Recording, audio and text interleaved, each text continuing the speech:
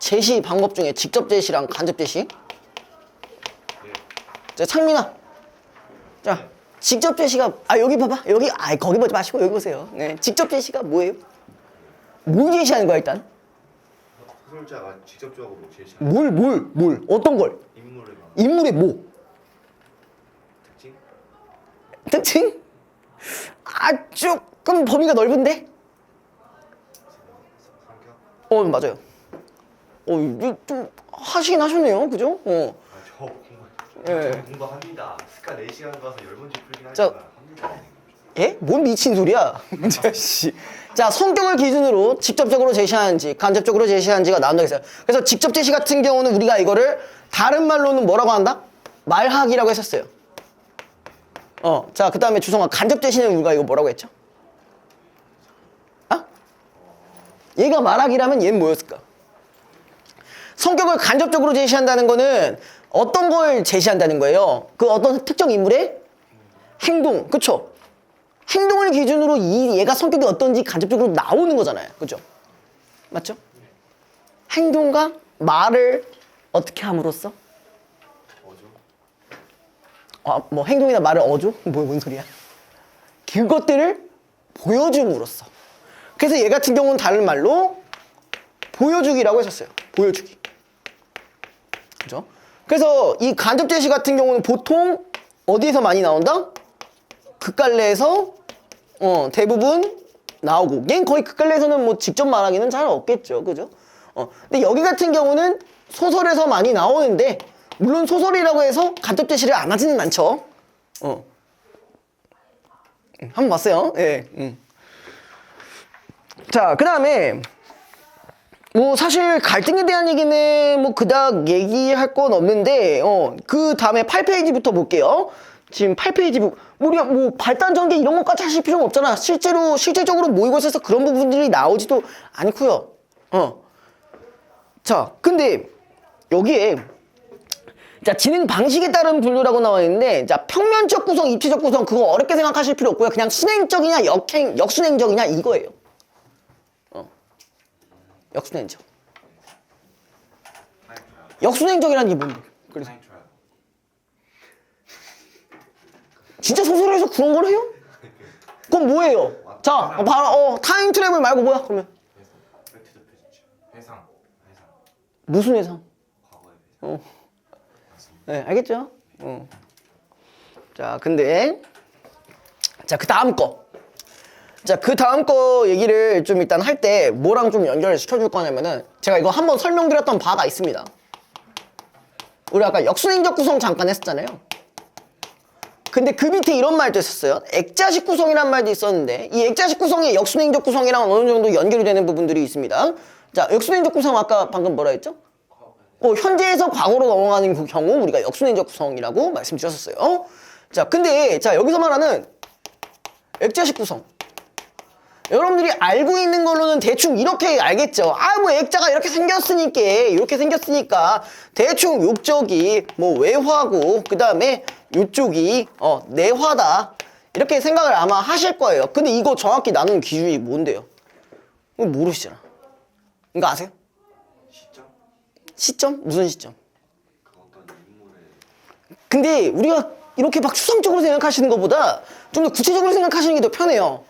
자, 예를 들어, 자, 여러분들이 한 3년이 지나서요, 군대 딱 다들 제대하고 나서, 야, 우리 한번 모이자! 이러면서 막 서영고 노답들 이러면서, 죄송합니다. 이러면서, 장난이에요. 비하말 아니에요. 장난이에요. 자, 이렇게 막 모이자 해가지고 이제 뭐예요, 이제. 그냥 딱 한잔하러 딱 왔어.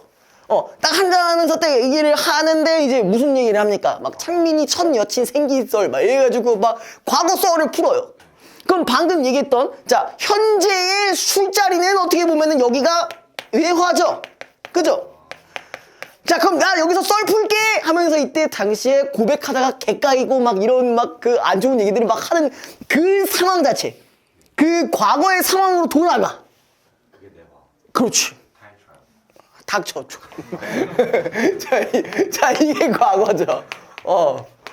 이런 식으로 되는 거야. 그러니까 대화의 양상으로 봤을 때 실질적으로 얘기하고 있는 그 상황 자체는 현재지만, 그 썰에 해당하는 그 안쪽에 하나 더 이야기가 있다. 그럼 그게 이제 액자식 구성이에요. 그래서 보통 역순행적 구성이라고 한다면은 이 액자식 구성이랑도 연결이 됩니다. 왜? 이러한 구조이기 때문에. 그래서 얘는요 성립이 되는데, 자 이번엔 반대로 그럼 액자식 구성은 역순행적 구성이냐? 아닌 경우가 있어요. 아닌 경우가 있어요. 물어봐도 돼요?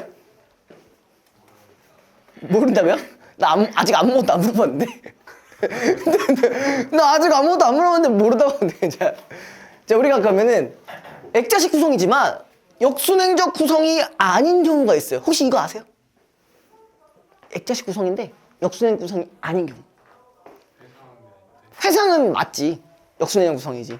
현재인 상황에서 과거를 생각하는 거니까. 어떤 게 있을까? 사건이 다를 때. 그럼 뭐 어떤 사건이 다를 때? 보통 힌트를 드리자면요, 고전소설에서 나옵니다. 고전소설에서 은근히 나오는 구성이에요. 아니요. 꿈. 뭐랑 뭐? 꿈이랑.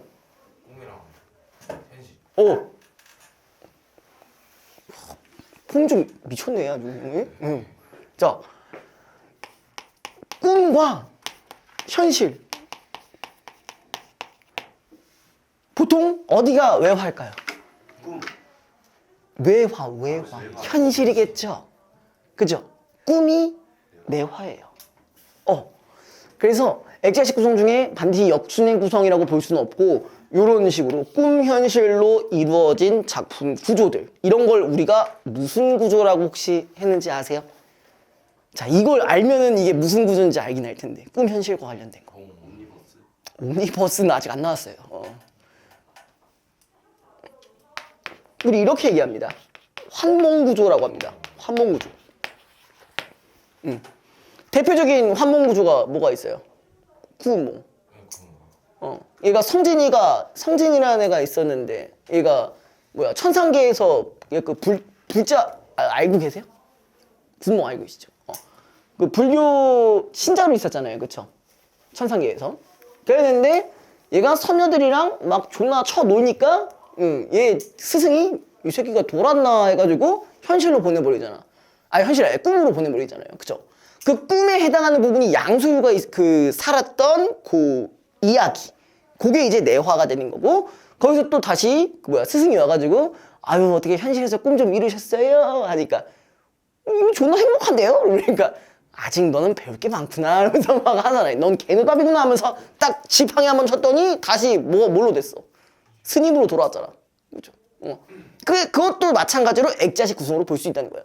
이걸 우리가 보통 액자식 구성이라고 했을 때 내화가 있고 외화가 있다, 이걸 이렇게 외우신다기보다는 이런 실제로 사례가 있었던 게 이런 식으로 연결을 시켜주셔야 조금 더 기억에 남으시지 않을까 싶어요.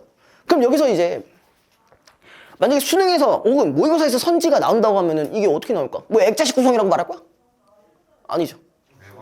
뭐 현실, 꿈, 현실의 구조로 뭐 이렇게 나올 수도 있고, 환몽 구조로 나올 수도 있고, 다른 말로 얼마든지 파생될 수가 있다는 거예요. 그러니까 제가 말씀드리고 싶은 건, 여기서 지금 우리가 비록 개념을 하고 있지만 이 개념만 외우셨다가는 사실 문제를 풀기가 쉽지는 않아요. 그럼 여기서 어떤 말들이 파생이 되는지도 생각을 해보셔야 된다는 거야. 그럼 저는 액자식 구성이라고 나왔을 때 어떤 것까지 말씀드렸어요? 요 역순행적 구성도 같이 말씀드렸고, 자 그러면 이게 우리가 하나만 외우면은 다른 것도 어느 정도 파악이 가능하다는 얘기잖아, 그죠? 그럼 마찬가지로 액자식 구성 나올 때 이것도 있었지, 이것도 가져간다면은 그래도 처음 보는 그 소설일지라도 그래도 해볼 수는 있는 거잖아요, 그죠? 그래서 액자식 구성은 이러한 구성이고요. 자, 그 다음에 이제 두 가지 같이 할 거예요. 자, 피카레스크 방식이라는 게 있고, 그 다음에 옴니버스 방식이라고 있는데, 자 그러면 옴니버스 방식, 창민이가 아까 참 옴니버스 막 하면서 막 자신감 있게 이렇게 얘기하셨는데, 그 옴니버스 방식이 뭔데요? 그거 본다고 난 거기서 읽은 정의로는 전 만족을 못해요. 이 얘기 못하죠. 약간 영웅소설.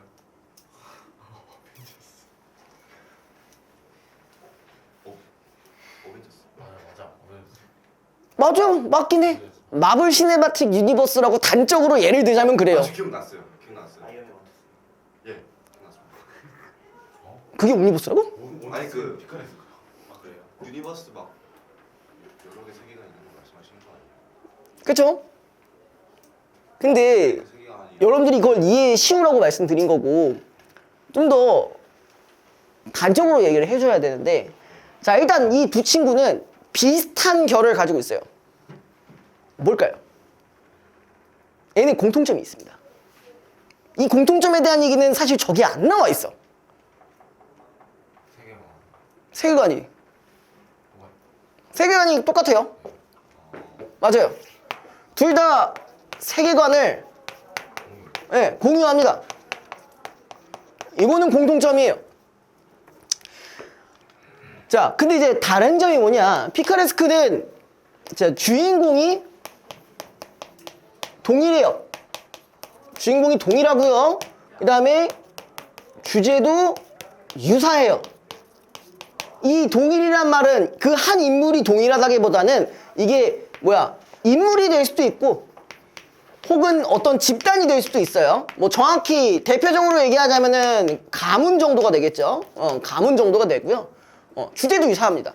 참고로 요 방식의 소설 이번 수특에 꽤나 중요하게 다뤄졌던 작품 중에 하나가 있었습니다. 뭐 알 것 같은 표정으로 이게 뭐지? 원미동 아니에요? 응? 원미동. 원미동이요? 네, 제가 봤는데. 원미동은 이건데요? 제가 봤죠. 아 그거 아니고 그게 원미동이요?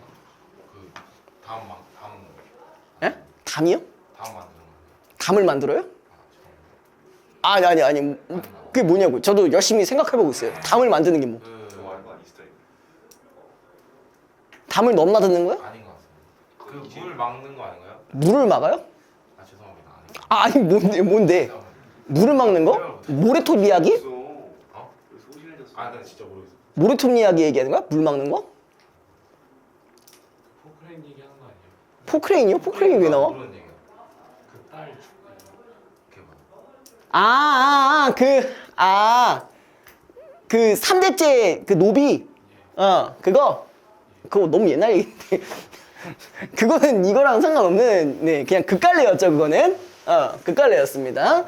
자 아무튼 다시 얘기를 해주자면요. 자 주제도 유사하고요. 주인공도 동일하거나 그러니까 이 주인공이 인물이 될 수도 있고 집단이 될 수도 있고 그렇지만 주인공 쪽은 유사하고 동일합니다. 그럼 요런 거는 대표적으로 자 이런 종류가 있어요. 가문소설이라는 게 있는데 이 가문소설이 뭐냐면은 한 가문에서 일어나는 소설. 그러니까 이거는 이렇게도 볼 수 있어요. 1대부터 뭐 3대까지 이어지는 이런 포함이에요. 가문소설이라는 게. 대표적으로 그러니까 이번 연도 수특을 기준으로 했을 때 이런 작품이라는 게 있었어요. 유씨 3대록이라는 작품이 있었어요. 얘는 주제가 다 똑같습니다. 뭐에 대한 문제? 결혼에 대한 문제. 왜냐? 이때 당시에 조선을 대표하는 가문이었기 때문에 당연히 여기는 뭐가 높아요? 유교적인 어떤 부분에서 되게 중시하겠죠. 그러니까 결혼 문제에 관해서 매우 중요시하게 생각해요. 가문 졸라 따지고 막 그래요. 근데 이제 문제가 뭐냐? 여기서 항상 갈등이 일어난다고 했잖아요. 어떤 경우가 있냐? 뭐 예를 들어 첫 번째는 그러니까 원래 어떤 집안과 어떤 집안이 결혼을 하기로 했는데 다른 집안에서 얘를 탐내는 거야. 다른 애를. 그래가지고 어떻게든 권력으로 이제 결혼을 해보려고 그 한쪽 가문의 그 아버지를 유배 보내고 처형을 시키려고 해요. 그러니까 이제 그걸 안 당하려면은 뭐 결혼해야 된다. 라고 했다가 뭐 그런 내용도 있고요. 또 어떤 경우는 한 나라의 공주가 또 이 가문의 어떤 남자를 얻고 싶은 거야. 그래가지고 막 부탁해. 막 그 황제한테 부탁해가지고 결혼할 수 있게 해달라. 막 이런 식으로 하는 경우도 뭐 있어요. 그러니까 어쨌든 세부적인 이야기의 내용들은 좀 다를 수 있지만 주제 자체는 유사하다라고 보시면 됩니다. 그게 뭐라고요? 피카레스크 형식이라고. 그래서 좀 극단적인 예시를 들자면 아까 얘기했듯이 아이엠의 1, 2, 3 그죠? 주인공 동일하죠? 주제 유사하죠? 그죠? 그리고 세계관은 동일하죠? 그죠? 막 갑자기 있다가 막 우주로 가진 않잖아요. 그죠? 그렇진 않아요. 자, 근데 그거에 비해서 옴니버스는 이렇게 생각합시다. 요거는 주인공은 어떻게 될까요? 달라요. 다를 수 있어요. 그리고 주제도 독립적이에요. 달라질 수 있어요. 하지만 뭐 한다? 이 세계관은 공유한다. 아까 얘기했던 그걸 쭉 이어서 얘기하면 우리가 아이언맨 세계관도 있고 토르 세계관도 있고 블랙팬서 세계관도 있고 뭐 여러 가지가 있잖아요. 그쵸? 완다와 비전도 있을 거고 여러 가지가 있어요. 근데 얘 세계관을 다 합쳐보면은 공유가 돼요, 안 돼요? 공유되죠. 그리고 가끔 소설에 다른 이야기에 있는 인물이 같이 껴드는 경우도 있고. 그런 형식의 구성을 옴니버스식 구성이라고 해요. 이해됐어요? 민기 괜찮아요? 괜찮아? 좀 많이 위기신 것 같은데 지금? 너무 더워요? 감기 걸려가지고? 왜 갑자기 스윗한 척이야?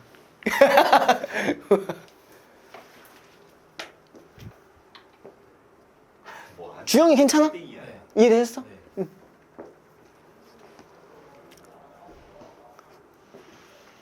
실제로 이제 기출 같은 경우에서 이 옴니버스식 구성의 소설이 작년 기출에 나왔던 바가 있거든요.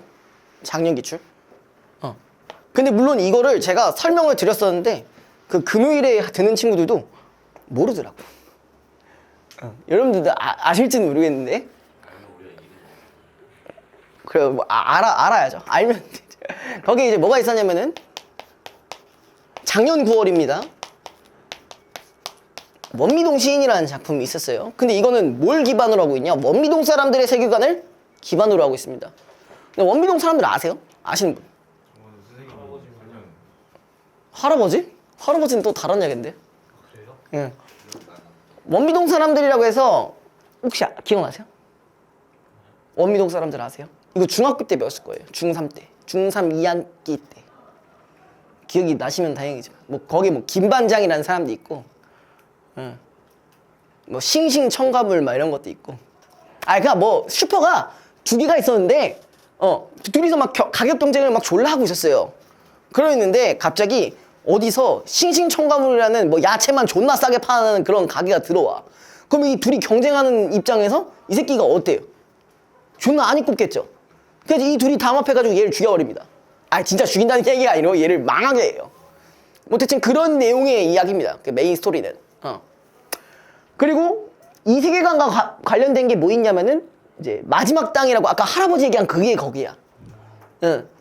자, 거기가 부천이라는 곳인데 인부천 아시죠? 그 양아치의 성지, 그죠? 마계 그쪽. 예. 몰라? 몰라요. 순수한 척 하지 마. 진짜 몰라요. 알았어요. 하여튼 그런 곳인데, 거기가 서울이 이제 재개발되고 그 다음으로 이제 이쪽도 재개발을 하려다 보니까 자, 어떤 할아버지인 그 주인공을 제외하고 다른 모든 사람들은 그 땅을 다 팔아가지고 재개발을 할 수가 있었어. 근데 이 할아버지만 땅을 팔지 못해서 재개발을 못하고 있는 거야. 그래가지고 그 마을 사람들의 막 이기주의나 막 이런 것도 있고 그 할아버지의 약간 자연을 사랑하는 마음 뭐 그런 것도 있었던 그런 소설이었어요. 그게 이제 마지막 땅이라는 작품도 있었고 또 뭐도 있었냐면 비 오는 날엔 가리봉동에 가야 한다라는 그런 작품도 있었는데 들어본 것 같아요. 들어봤어요. 들어봤어요? 거기 같은 경우도 거기는 주인공이 달라요. 주인공 어떤 사람이냐면은 그냥 단독주택 3층짜리를 갖고 있는 사람이야. 근데 이제 집수리할 때가 돼가지고 어떤 임씨라는 어떤 분한테 요 집수리를 맡겼는데 이 사람은 원래 연탄을 만들어서 겨울에는 연탄 장사를 하고 뭐 이제 솔직히 근데 연탄을 언제만 써요? 겨울에만 쓰지 다른 계절 때 안 쓰잖아요. 그래서 봄, 여름, 가을 때면 그때는 이제 집 같은 거 수리해주고 막 공사해주고 막 그런 사람이란 말이야. 근데 이제 같이 어쨌든 해주고 나서 이제 술을 먹다 보니까 자기가 이제 돈을 좀 받아야 될 일이 있다. 옛날에 연탄을 한 80만 원 정도 이제 공장에다가 이렇게 한번 외상으로 넘겨줬었는데 아직까지도 못 바꾸고 있다 이 돈을. 근데 그러면서 그 공장장 새끼는 새로운 공장을 만들어가지고 좀 이사했다 막 이러면서 하는 뭐 그런 내용도 있었습니다. 거기도 이제 아까 얘기했던 김반장이라는 사람이 거기서 슈퍼에 그냥 약간 슈퍼에서 이제 뭐 옛날 슈퍼 보면은 그 평상 같은 게 하나 있단 말이에요. 술 한잔 할 수 있도록. 그래가지고 야 씨발 술 좀 작작 좀 먹으라 면서 막 하는 뭐 그런 부분도 있어요. 그냥 중간중간에. 아무튼 한 세계관을 기반으로 했을 때 주인공이 동일하고 주제가 유사하다면은 피카레스크. 그게 아니다라고 하면은 옴니버스예요. 알겠죠? 됐네? 괜찮아? 민기 괜찮아요? 응. 자, 그 다음에 자, 그 갈등 부분 얘기를 잠깐 볼 건데 자, 갈등의 유형이라고 했을 때 어쨌든 우리가 내적 갈등은 아실 거란 말이에요. 그쵸? 내적 갈등이 뭐예요?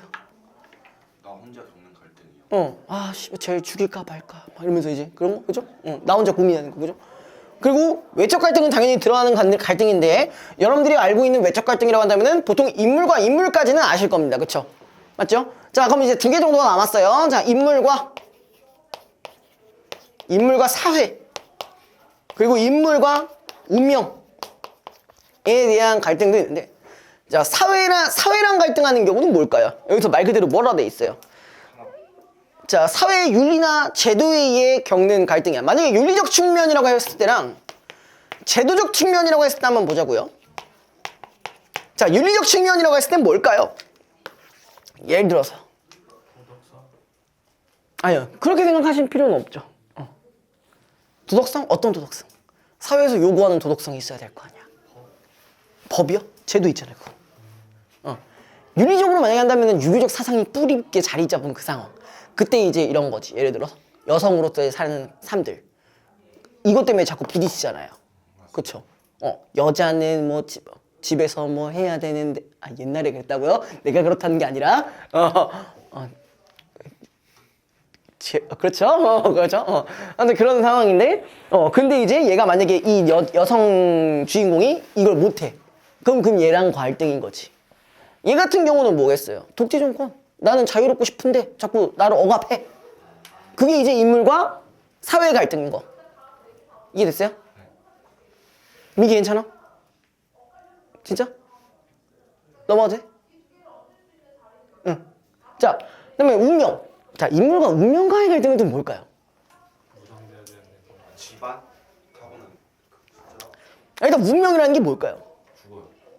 죽어요. 죽어요? 죽는 게 운명이야? 죽는 경우도 있고. 있죠. 자, 일단 운명이라는 정의부터 생각을 해봐야 돼요. 운명이 뭘까요? 그쵸. 정해지고 피할 수가 없어요. 그죠? 자, 그 두 개를 기반으로 한번 생각을 해봅시다. 정해졌고, 자, 피할 수 없다라는 얘기를 이미 했었는데, 자, 만약에 이걸요, 지키지 않으면 어떻게 될까요? 그쵸? 보통 우리가 고난과 시련을 겪게 되죠. 그죠? 이 고난과 시련을 겪는 부분이 인물과 운명 간의 갈등이에요. 가장 대표적으로 이런 게 있습니다. 뭐 실제 작품 제목이고요. 역마라는 제목인데 역마살 뭔지 아세요? 역마살? 그 고기 이름 아니고요. 네. 뭐예요? 역마살 뭔지 아세요? 벌 받는 거? 어떤 운명이야. 역마살 모르시는구나. 역마살이 뭐냐면은 예? 무당 그런 거 아니에요. 역마살은 뭐냐면은 떠돌아다녀야 되는 운명이야. 그 얘기했죠.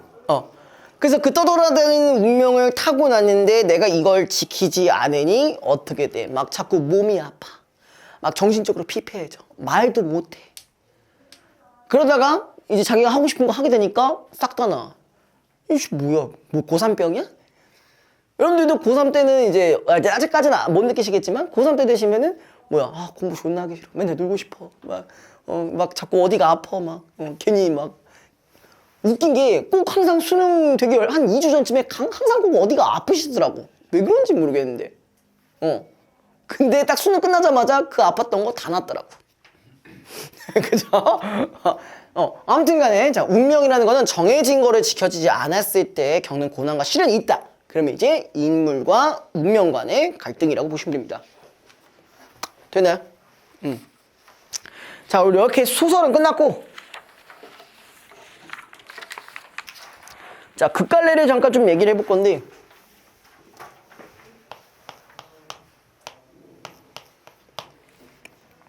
자, 우리가 극의 정의는 한 번 정도는 좀 알고 가셔야 합니다. 네. 극의 정의. 여기서 나오는 부분이랑 좀 다르게 말씀드릴 거예요. 자, 극이라는 이 말 자체는 사실 무엇을 목적으로 할까요? 관계. 응, 관객이. 그거 중요하죠.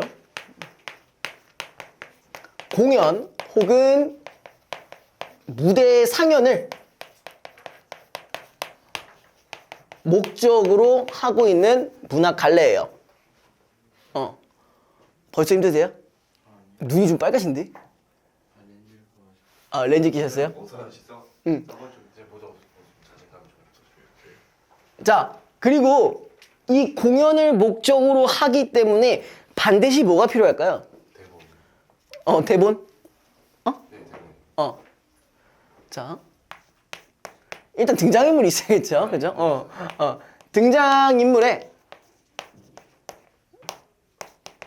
대사나 지시문으로만 이루어져 있어요. 그러니까 한마디로 이야기를 하는 서술자가 있을까, 없을까? 있어요. 아, 이러면 안 돼요. 소설자가 없어요. 왜냐면 인물끼리 많아요. 맞는데, 자, 이렇게 하면 쉽죠. 근데 예를 들어, 어떤 대본에 만약에 이런 역할에 있다고 쳐보죠. 해설자. 해설자가 나와서 이렇게 막 설명해. 그럼 이런 경우는 서술자가 있다고 볼까요? 없다고 볼까요? 있는 거 아니야? 없어요. 그래요? 서술자는 기본적으로 없습니다. 네, 맞아요. 여기서 나오는 해설자도 뭐로 치냐면 등장인물로 쳐요. 아, 그래서 오는 거예요. 예. 왜냐? 해설자에 대한 대본도 있잖아요.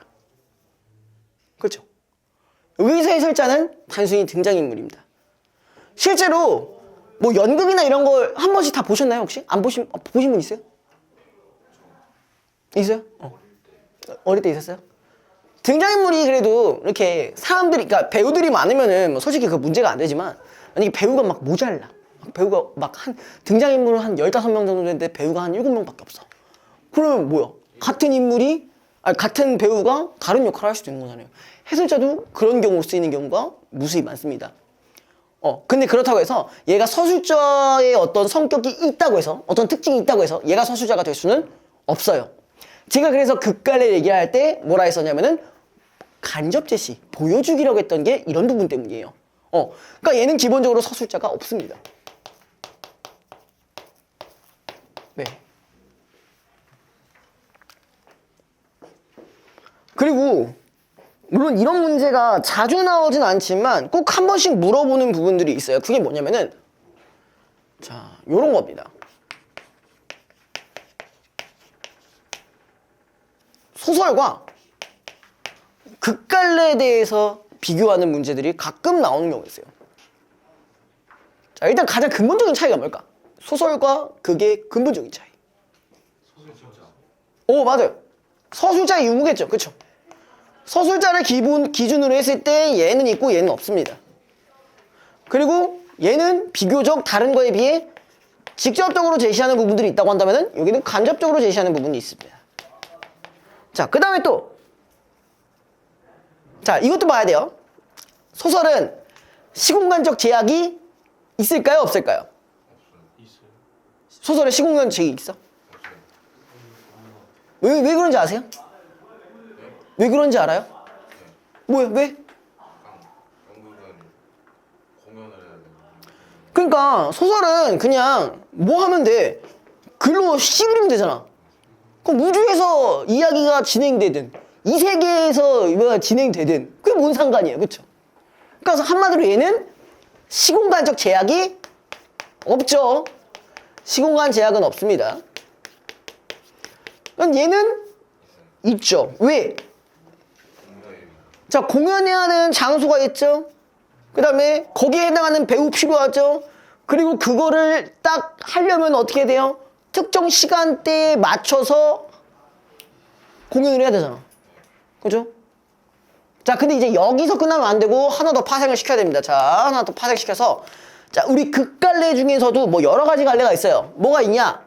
희곡이라고 해서 연극 때 쓰이는 거가 있고, 그 다음에 어떤 경우가 있냐? 시나리오라고 해서 영화나 드라마로 쓰이는 경우도 있어요. 그 둘과는 또 차이가 있습니다. 자, 시나리오까지 한번 확장을 시켜보면요. 시나리오는 대체 뭐죠?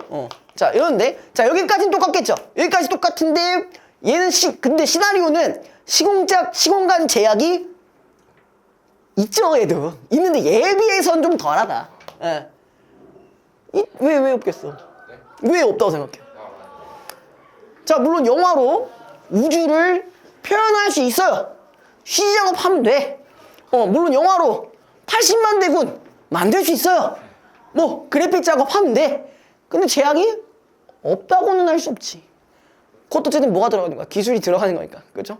뭐 돈이 뭐 천문학적으로 많은 일론 머스크 씨라면 또 모르겠는데 그래도 어쨌든 제약이 없지는 않습니다. 그러니까 이렇게 생각하셔야 돼요. 보통 시나리오로 보면은 실제로 여러분들이 지금 인식하고 있는 상황에서 시공간적인 제약이 없다라고 생각하시는데 그게 아니라 적을 뿐인 거예요. 예를 들어 공간도 그렇고요. 시간도 그래요. 자, 시나리오도 이런 것들이 시간적 제약이 어느 정도 덜 영향을 받죠. 아무래도. 왜? 예를 들어 넷플릭스 콘텐츠 뭐 이번에 뭐 전란 뭐 이런 것도 나왔던 여기 19세인가요? 아무튼 예? 이번에 최근에 나온 영화 하나 있어요. 거기에 주인공이 누구였더라? 이름 기억이 안 나는데 강동원이랑 박정민 나왔어요. 그 걔도 나왔어. 더글로리 하도영도 나왔어. 그거 어쨌든 나왔는데 자, 걔 같은 경우는 뭐야? 우리가 보는 시간이 정해져 있나요? 보고 싶으면 보면 되죠. 그죠? 그런 부분에 있어서는 시공간적인 제약이 적긴 하나 없지는 않다. 네, 그렇게 생각해 주시면 돼요. 그래서 제가 그건 그렇게 설명을 많이 안 하는데 우리가 보통 모의고사가 뭐 369 수능 이런 걸 기준으로 한다면 내외를 보잖아요. 4회를 보잖아요. 보통 4회당 한 번 정도는 요 극갈래가 나오기는 합니다. 네, 그러니까 마냥 이거를 도외시할 수는 없어. 네. 그러니까 우리가 문제나 이런 거 할 때는 좀 풀어주는 부분도 있어야겠죠. 왜요? 시나리오가 혹시 대본 같은 거야 아니면 영상이에요? 시나리오는 대본입니다. 그걸 기반으로 해서 영상을 찍는 거고. 그러니까 시나리오는 드라마나 영화를 목적으로 제작하는 겁니다. 그 내신에서 했잖아. 바보 애기가 당연히 거기에 대본도 들어가 있겠죠. 뭐 무대 효과, 뭐 그다음에 장면 효과, 뭐 그런 소리 효과음 뭐 이런 것들이 다 포함되어 있는 게 시나리오예요. 제가 질문하고 싶었던 거는 소설이 그냥 글 쓰는 거잖아요. 네. 시나리오도 근데 대본이면 글로 써져 있는 거야. 그러니까 봐봐요. 자, 시나리오 같은 경우는 당연히 대본이 있겠죠. 근데 이 대본이 있기 이전에 이 대본에 뭐가 있을까요?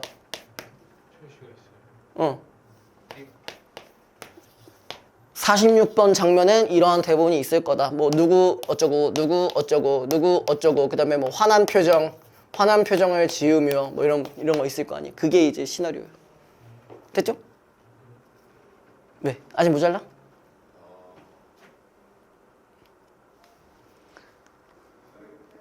그거 아니에요? 시나리오 대본 같은 거는 어떠한 영상이나 무언가를 찍기 위해 짜여진 거 아니에요? 맞아요. 그렇게 이해해. 근데 소설은 뭐 어떤 거를 찍기 위해 만들어진 게 아니잖아. 시나리오는 얘는 뭐 영화 찍기 위해 만들어진 거 대본이랑 시나리오가 다른 거니까. 소설이랑 시나리오. 뭘 생각하는 거야? 너 왜? 생각을 다 말해. 괜찮아. 소설 시나리오 차이점을 그러니까 이 둘의 차이점은 여태 뭐 설명했냐? 시공간 제약 그것 때문에 애초에 처음부터 여기에 전제를 깔아놨잖아요. 시나리오, 그러니까 뭐야, 극갈래 얘기할 때 등장인물의 대사랑 지시문으로만 이루어진 게 극갈래예요. 소설은 그런 게 없죠. 얘는 그런 게 있죠. 그 차이. 그게 일단 원론적인 차이고 거기에서 좀 더 세부로 나눴을 때 아까 얘기했던 희곡이랑 시나리오로 한 번 더 나눠볼 수는 있다. 오케이? 시공간적 제약이 크냐 적냐 정도의 차이다. 오케이? 됐어요? 자, 그 다음에 이제 또 알아야 될 거. 딱 요것만, 극갈래까지만 딱 하고 이제 마무리를 좀 짓겠습니다. 자, 뭐가 있었냐면은, 우리가 이거가 독백이라는 말이 있고요. 방백이라는 말이 있습니다. 자, 독백은 아실 겁니다. 그죠? 독백이 뭐예요? 혼자 말하는 거예요. 그냥 말 그대로. 근데 방백도 혼자 말하는 겁니다. 근데 차이점이 뭘까? 차이점이 뭘까요? 자, 여러분들이 연극에서 봤을 수도 있지만, 자, 예를 들어 이제 우리 주성이가 감성이 넘치는 배우예요. 그 배우야. 그리고 옆에 이창민 씨라는 또 다른 등장인물이 있어요. 근데 이 상태에서 방백이 나온다? 그럼 어떻게 되냐면은, 자, 얘가 일단 이 친구가 관객한테 뭔가 말을 합니다. 뭘 말을 하는데, 그러니까 대사겠죠, 당연히. 대사인데 친구도 있어요. 옆에 친구도 같이 존재하는데 당신은 못 듣는다고 가정을 하는 거야. 이렇게 조용히 하고 관객들한테 말하는 거예요? 당신은 못 듣는다고 가정하는 거예요. 저는 그거 이해가 안 됐어요. 그게 방백이에요. 보통 등장인물의 속마음을 뭐 내면이나 그런 것들을 이제 관객들한테 얘기할 때 그때 쓰는 게 방백이거든요. 독백은 말 그대로 아무도 없는 혼자 있을 때 하는 게 독백이고, 근데 옆에 누군가가 있는데 얘는 못 듣는다고 가정을 하는 거야. 그게 이제 방백. 이해됐어요? 네, 이해했습니다. 자, 그 다음에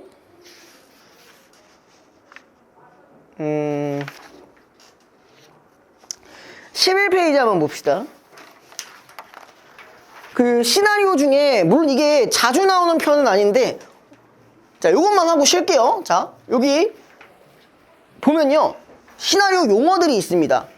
여러분들 근데 요 정도는 알고 가셔야 돼요. 요 정도는. 이게 나올 수 있는 거예요?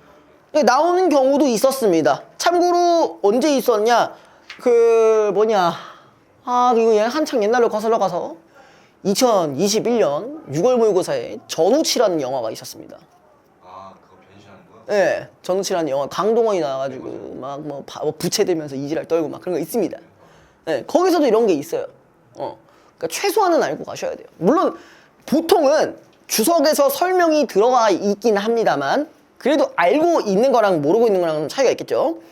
자, 가장 기본적인 거 거기 보면은 S샵이 있었죠. 이거 뭐라고 하냐? C넘버라고 해서 장면 번호라고 합니다. 예. 아까 이런 거, 이런 거 46번 장면 뭐 이거, 요게 이제 C넘버이고요.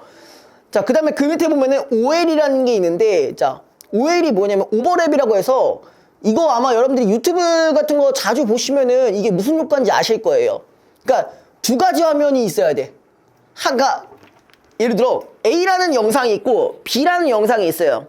그럼 이걸 여기로 이제 전환시킬 때 이게 B의 영상이 나오면서 이게 점점 어두워지고 새로 나오는 영상이 밝아지는 거예요. 그게 이제 오버랩이에요. 아마 여러분들 유튜브 보실 때 그런 거 많이 보셨을 겁니다. 그죠? 그 다음에 밑에 페이드인과 페이드아웃 둘 다 봐야 돼요. 페이드인은 처음에 어둡다가 밝아지는 거라고 되어 있는데, 자, 요거는 보통 언제 시작되는 거냐면은 영화 초반부, 그 다음에 장면 전환. 그래서 장면 전환이라는 게 뭐 시간의 경과도 있을 수 있고, 뭐 공간의 뭐 변화도 있을 수 있고, 뭐 이런 것도 있을 수 있겠죠. 그럴 때 주로 점점 밝아지게 하는 기법을 페이드 인이라고 해요. 그 다음에 반대로 페이드 아웃은 어떤 경우냐? 결말, 끝날 때쯤에, 아니면 사건이 종결될 때, 그러니까 장면이 종결될 때 쓰이는 그런 것들을 우리가 페이드 아웃이라고 해요. 보통 페이드 아웃과 페이드 인을 같이 쓴다고 보시면 돼요. 장면 전환이 이루어질 때쯤에, 물론 오버랩 기법을 사용하는 경우도 있겠지만, 요 사건이 종결되면서 여기가 점점 어두워지고 그 다음 장면으로 넘어갈 때 이게 점점 밝아지고, 그럼 페이드 아웃과 페이드 인을 같이 쓴 거죠. 그죠? 자, 그다음에 뭐 CU, 편의점 아니고요. 이거 같은 경우는 말 그대로 클로즈업, 화면에 크게 나타나는 거. 그다음에 뭐 나레이션은 말 그대로 해설해주는 부분. 자, 그리고 하나 더 있습니다. 요거는 적어주세요. 어떤 기법이 있냐면은 이것도 알아두셔야 돼요. 몽타주 기법이라는 게 있어요. 몽타주 기법. 이게 뭐냐면요, 자, 한 화면에 두 개의 장면이 들어가 있는 거야. 그럼 얘가 뜻하는 게 뭘까? 한 화면에 동시에 두 개의 장면이 나타난다는 이건 무슨 의미일까요? 두 명이 있다는 상황에서 뭐 그럴 수도 있겠고, 또 인물이 없어도 있을 수 있지. 이거 어떨 때 쓰일까요? 쉽게 생각해봐요. 상상? 편지 드라마 엔딩에 나오는 거 아니에요? 두 개 장면이? 이게 뭔데? 대체 어떤 드라마를 보신 거죠? 자, 보통 이런 경우 같은 시간대에 다른 공간 을 동시에 보여줄 때 상황 파악할 때가 용이하겠죠. 그죠? 대표적으로 나오는 몽타주 기법 전화. 같은 우리가 알만한 인물들끼리 전화 통화를 할 때 이렇게 얘네 하나 주고 얘네 하나 주고 하잖아. 그죠? 여기서 아유 우리 시장님 너무 걱정하지 마십시오. 그러니까 저기 옆에 시장이 이제 그 감옥에 갇힌 시장이 어차피 대중은 개 돼지입니다 이러면서 막 하는 거 있잖아. 그죠? 그러면 비슷한 거야. 자, 그런 거라고 보시면 되고요. 요거 알아두시면 좋고. 자, 그 다음에 교술 관례는 얘기를 했었나요? 그래야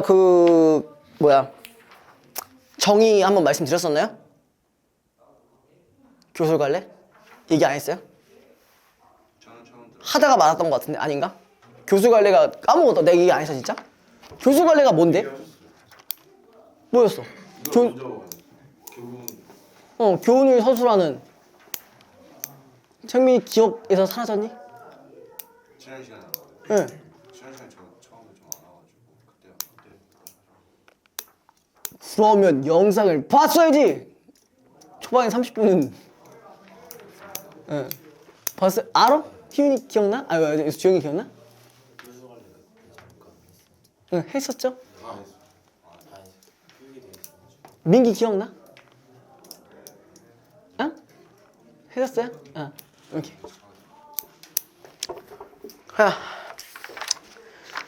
오늘 좀 많이 졸려 하시네요. 다 그러진 않은 것 같긴 한데, 조금씩 졸려 하시는 것 같으니, 네. 일단은 여기까지 하고, 네, 좀 쉬었다가, 요거는 제가 이걸 많이 다루지는 않을 건데, 이 다음 부분에 대한 내용은 여러분들이 최소한은 알고 있었으면 좋겠는 마음에 넣어놓은 거거든요. 그러니까 여러분들 고전시가 괜찮으세요? 자신 있으세요? 저는 자신 없습니다. 민기는 어때요? 좀 할만해요? 고전시가? 시가 가끔씩 괜찮아요. 가끔씩은 괜찮아요? 보통 여러분들이 이걸 많이 몰라서 그래요. 어휘적인 부분들을 좀 많이 모르셔가지고 그래서 요거를 조금 쉬는 시간 이후에 다시 한번 진행하도록 할게요. 요거는 뭘까요? 칼매기? 네. 저희 다 어리둥절하고 했잖아. 칼매기예요. 백군? 백구도 마찬가지야. 칼매기예요. 옆에 건 쉽겠죠? 말씀. 그리고 자, 그 밑에 그 옆에 뭘까? 요거는. 몰골? 자, 다른 거. 맑은 맑은 또 묽은? 묽은도 있어? 맑은이에요. 맑은. 실제로 우리가 읽을 땐 말간 이렇게 하는데 여기서는 뜻은 맑은입니다. 그러면은 그 옆에 건 뭘까요? 차라리. 차라리. 이거. 네. 이런 건 아시죠? 그죠? 네, 고티요? 같이 같이예요, 같이.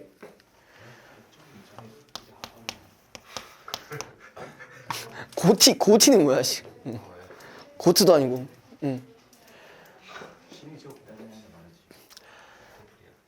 자, 그리고 우리 고현 씨가 예를 들어서 뭐 이게 많이 나오진 않겠지만 아레아 같은 경우는 어떻게 읽으시면 된다고 했죠? 보통? 둘 중에 하나예요. 자, 이거 얘기 알려준 적 있어요, 두 분한테. 아래가요? 아니, 이거 아레아 이렇게 생긴 거. 여기 있는 거. 여기 이렇게 생긴 거 있잖아. 이렇게 아니, 점 그냥 점으로 생긴 거. 네네네. 이거 뭘로 읽으시면 되냐? 오 그냥 대충 85%는 아나, 으로 발음하시면 돼요. 오가 예. 그래서 맑은 이것도 되는 거죠. 그죠? 맑은 이렇게 해도 되고요. 네. 아나, 으로 발음해 주시면 되고 물론 그 외에도 또 다른 걸로 바뀔 수는 있는데 보통 요 두 가지로는 어느 정도 해결이 가능합니다. 예, 그냥 고전시가 보자마자 난 이거 졸라 어렵고 힘들고 못하겠어 뭐 이렇게 생각하지 마시고 요렇게만 접근하시면은 해볼 만은 합니다. 제가 이걸 그래도 알려드리는 이유는 모의고사에서는 사실 뭐 이러한 아레아가 나올 일이 거의 없지만 여러분들이 작품을 마주하거나 뭐 다른 뭐 과제집을 하시거나 뭐 그러게 되면은 이런 것도 일부는 나오는 경우가 있거든요. 그래서 그 부분들 좀 주의하시라고 그런 취지로 지금 보내드린 거니까 좀 기억하시고요. 아래 아요. 아레아.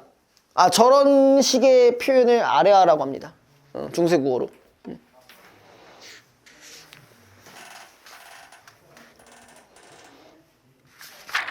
자, 그래서 제가 최소한은 갖고 가자는 것만 좀 얘기를 하는 건데, 자, 참고로 15페이지와 16페이지에 있는 것들은 요거는 중세 문법이에요.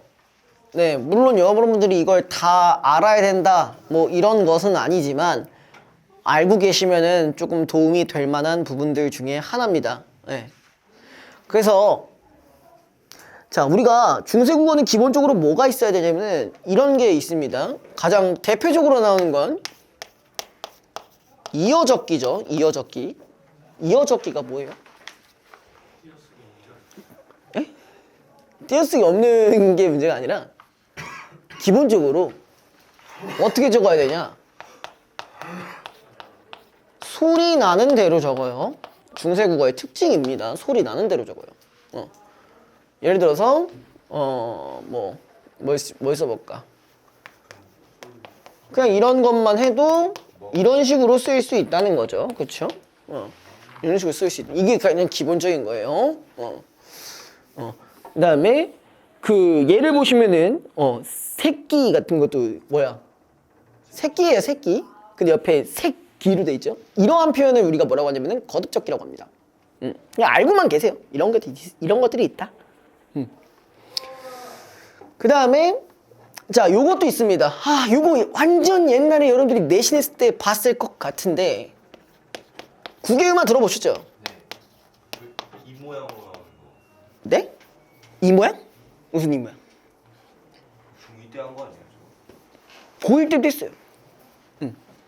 국외음악가 적용되지 않는 경우가 있어요. 국외음악 뭔지 기억나세요 혹시? 네. 뭐야? 디귿이. 응.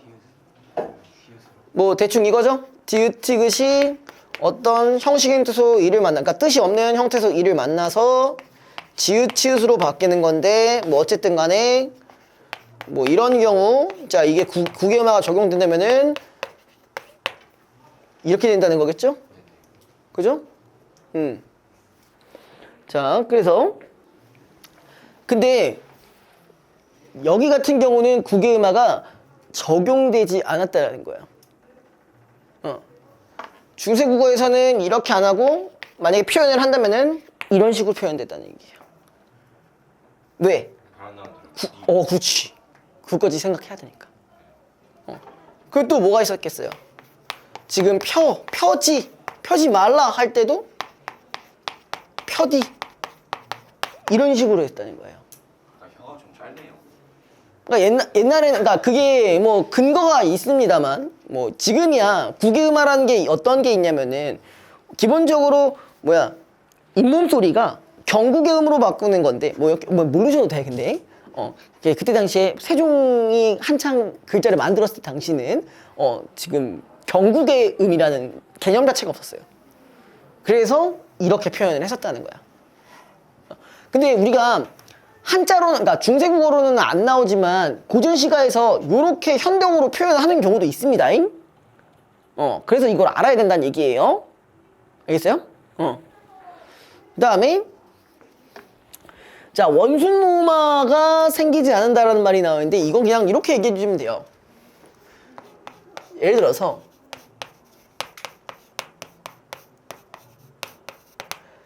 현대어는 이거잖아요. 근데 이렇게 표현된다는 거예요. 이거 조건 몰라도 상관없어요. 근데 이렇게 된다는 거예요.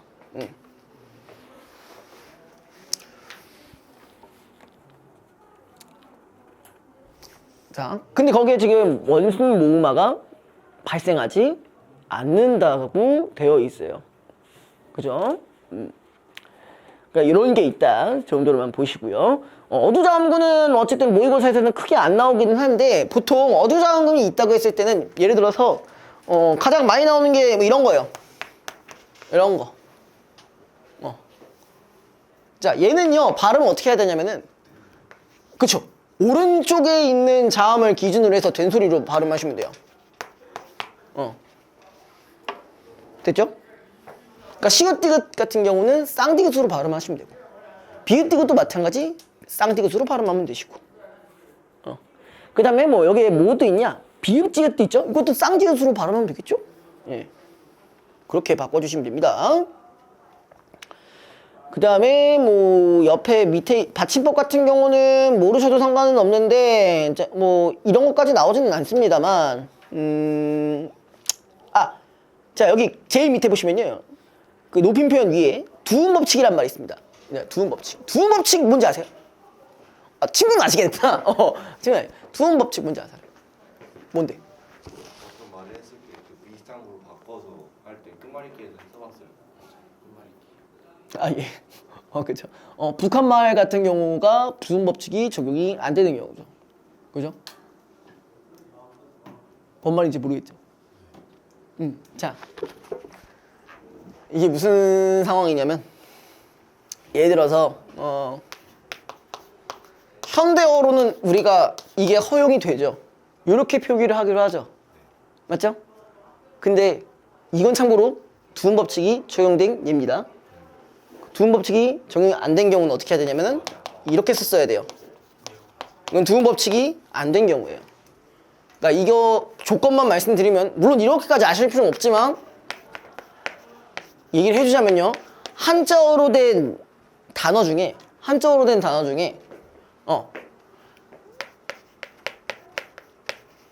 첫머리에 만약에 뭐 니은이나 리을이 왔다 치면요. 니은이나 리을이 왔다 하면은 이응이나 뭐 니은 정도로 바꿀 수 있는 것들. 물론 이게 여러 가지 좀 조합이 있지만 리을 같은 경우는 이렇게 둘 다 바뀔 수 있고 니은은 얘로밖에 못 바뀌긴 하는데 뭐 이거 아는 것보다 그냥 이런 애들이 이런 걸로 바뀐다라고 보는 게 좀 낫잖아요. 어차피 엄매 안 하시면은 엄매 하시면 아셔야 됩니다. 이거 기억하시죠? 엄매 좀 다 아시나 보네. 진짜요? 한 바퀴는 들렸어요? 이런 게 어쨌든 중세국어에서는 적용이 안 된다는 얘기예요. 안 된다는 얘기. 자, 그 다음에 높임 표현 같은 경우는 그냥 이런 것이 있다라고 보시면 되는데 뭐 주체 높임이 뭐냐면요 말 그대로 주어를 높여주는 경우예요. 그래서 요런 게 쓰인다 주로 이런 것까지. 근데 가장 많이 티가 나는 경우는 상대 높임 같은 경우인데 자 이랑 it은요 자 이는 언제 쓰이냐면 옆에 적어주세요. 평서문 때 쓰이고요. it은 의문문일 때 쓰입니다. 평서문이랑 의문문의 차이 뭔지 아시죠? 평서문은 말 그대로 다로 끝나는 경우가 많고 it은 말 그대로 물음과 관련될 때 쓰죠. 가장 대표적인 게 뭔지 아세요 혹시? 고전시가 중에 이런 게 나와 있는 부분이 있습니다. 여러분들 1학년 때 배웠던 가시리 있고 그게 해석되면 뭐예요? 가시렵니까? 잖아요. 그래서 그게 이 같은 경우는 의문문에서 쓰인다는 게 이런 부분에서 적용된다는 얘기예요. 됐어요? 자, 그 다음에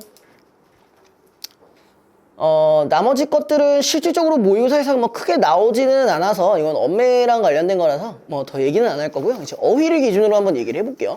물론 저는 어휘를 모르더라도 접근할 수 있게끔 만들고자 하는 게 목표지만 그래도 우리가 최소한은 알고 계셔야 되는 부분들은 있으니까 최소한 그 정도는 알고 가자는 얘기예요. 친구 좀 알아요? 아시는 것 같아요? 네. 그 뒤에 거요. 그 어휘들 모르는 부분은 거의 없죠. 있을 수도 있어요. 있을 수도 있어요. 자, 여기 보시면요 본받음의 자연이라는 말이 이렇게 되어 있지만 사실은 그냥 자연을 본받을 일이 뭐가 있겠냐는 거야. 자연물이 어떤 각각의 특성이 존재할 텐데 이걸요 어떻게 본받자는 얘기예요. 우리의 어떤 뭐 성품, 그러니까 이걸 우리 인간의 성품으로 변환한다는 얘기예요. 근데 자연을 이렇게 보통 본받는 경우에는 어떤 게 있냐? 자, 조선시대 뭐 이렇게 가사를 지을 때 자연물이 보통 뭐가 나왔어요? 뭐 소나무는 뭐야? 어떻게 사계절이 지나도 색이 하나 변하지 않느냐? 뭐 그런 거 있잖아요. 그게 무슨 뜻을 얘기하는 걸까요? 예, 변하지 않는, 그쵸. 중요한 건 꺾이지 않는 마음, 지조와 절개. 지조 절개. 보통 이렇게 연결된단 말이죠. 그쵸? 본받고자 하는 부분들은 이거란 말이에요, 보통은. 변하지 않는 마음. 그래서 그거 관련한 어휘가 몇 가지가 있는데, 일단 봐봐요. 절개라고 했으니까 당연히 뭐가 들어가요? 절이 들어가죠. 거기 보면 이렇게 나와 있죠. 아치고절, 오상고절, 세안고절 뭐 이런 것들이 있습니다. 그래서 거기 보시면은 딱 세 가지 대상이에요. 매화, 국화, 소나무 뭐 이런 것들이 있는데 얘네들의 공통점이 뭐냐라고 생각하시면은 고난과 시련에 옴에도 불구하고 버틸 수 있는 존재예요. 자, 얘는 어느 부분에서? 일단 이거에 대한 메커니즘부터 기억을 하셔야 될 거죠. 매화는 왜 이런 시련이와는 버티는 속성이 왜 있는 걸까? 네, 맞아요. 매화는 언제 핀다? 겨울에 펴요. 겨울에 피기 시작해서 봄까지 가는 애예요. 그렇기 때문에 어디서 시련이 주로 일어나요? 겨울에 시련이 일어나고 이거를 버티고 봄까지 가는 거예요. 그러니까 한마디로 이 매화라는 친구는 이 겨울에 시련일 때 뜻을 꺾지 않는다라는 식으로 해석을 하시면 됩니다. 자, 그럼 국화는 왜 그럴까요? 다른 건 많이 들어보셨을 텐데 국화는 많이 못 들어봤을 겁니다. 근데 우리가 사군자라고 하면요, 국화가 여기 포함돼요. 그죠? 매난국죽이라고 해서 매화, 난초, 국화, 대나무 이렇게 네 가지예요. 국화는 왜 그럴까? 국화 언제 피냐면요, 언제 필까? 초겨울. 겨울 끝. 자, 참고로 매화는 봄이고요. 여러분들 화투나 섰다, 맞고 이런 거 해보셨으면 그림을 아실 수 있을 거예요. 매화가 3월입니다. 2월. 2월. 어? 뭐라고? 이땡? 아니, 그게 매화예요. 네, 그게 매화예요. 참고로 5월이 난초입니다. 네, 난초는 여름이죠. 난초는 여름이죠. 잘하시네요. 네, 그 다음에 국화처럼 생긴 게 9월입니다. 네. 물론 대나무는 없어요, 여기에. 거기에 대나무는 없습니다. 자, 국화가 가을에 피는데 그럼 가을에 시련이 있을 만한 게 뭐가 있냐? 연애요? 아니, 자연물을 기준으로 했을 때 자연물이 연애가 필요해요? 산불. 산불 조심?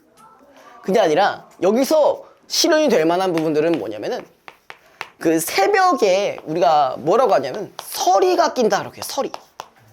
그러니까 이 서리를 뭐로 보는 거야? 시련으로 보는 거예요. 이걸 버티는 애가 국화. 이거 이해됐어요? 그러니까 여러분들이 보통 국화가 왜 뭐 지주와 절개지? 라고 이제 의문이 들 수도 있는데 요거랑 관련해서 만약에 이런 것들이 있다라고 하면은 얘도 어쨌든 시련을 버텨주는 지주와 절개가 있는 존재로 보시면 되고요. 소나무는 왜 그럴까요? 소나무 어디든 잘 자라? 자, 일단 두 가지 속성이 있어요, 얘는. 자, 일단 첫 번째 사계절 내내 그러니까 색이 변하지 않아요, 그쵸? 그리고 두 번째, 겨울에도 잘 버텨내죠? 맞죠? 이 두 가지 측면 때문에 얘는 뜻을 바꾸지 않는다라고 해서 얘도 지주절개랑 연결이 가능해요. 이해됐어요? 그러니까 여러분들이 그냥 이걸 외우시는 것보다 이게 왜 그런지를 알고 계시면은 그래도 좀 수월하시잖아요. 그죠? 자, 그래서 여기 아치고절 같은 경우는 지금 뭐라고 되어 있냐? 자, 눈을 이겨내는 매화를 통해 절개를 드러낸다. 그럼 고절은 뭘로 생각하시면 돼요? 뭐로 생각하시면 돼? 높은 절개 정도로 생각하시면 되죠. 그렇죠? 그 다음에 오상고절 같은 경우도 자, 이 상이 뭐냐면은 서리상자입니다. 네, 서리상. 그러니까 서리를 이겨내는 국화인 거죠. 그럼 여기서 추가로 갖고 갈 수 있는 거. 자, 얘네들 다 뭐라고 돼 있어? 너뿐인가 하노라고 하는 거 보니까 여기에 있는 자연물들은 다 어떤 표현이 들어간 거예요? 너라고 했잖아, 너. 그렇죠. 하나만 보시면 안 되는 거죠. 이런 식으로도 계속 갖고 가셔야죠, 할 때마다. 그 다음에 세안고절 같은 경우도 한이 좀 한파할 때 한자예요. 추운 거. 그걸 이겨낼 수 있는 소나무가 너뿐이가. 내가 본받을 만한 애들이구나. 이런 얘기예요. 그 다음에 자, 지금 여기까지 지금 3개만 봤음에도 불구하고 우리가 지주와 절개로 판단할 수 있는 근거가 다 증거로 제시가 되어 있었어요. 뭐가 있어야 돼, 반드시? 지주와 절개라는 뜻으로 우리가 해석을 하려면은 뭐가 반드시 있어야 되냐? 고난과 시련이라는 정확한 증거가 있어야 돼요. 그죠? 제가 아까 다 뭐라 했어요, 앞에도. 눈을 이겨내고, 서리를 이겨내고, 추위를 이겨낸다는 말이 이 표현 안에 있었잖아요. 그쵸? 자, 그 다음에 그 밑에 솔 같은 경우도 옆에 그냥 솔만 있다고 해서 얘가 지주와 절개가 될 수는 없어요. 반드시 뭐가 있어야 된다? 고난과 시련이 있어야 되는데 그 옆에 고난과 시련이 있죠? 뭐가 있어요? 솔아, 너는 어찌 눈서리를 모르느냐? 눈서리라는 말이 있기 때문에 얘가 지주절개랑 연결시킬 수가 있다는 거예요.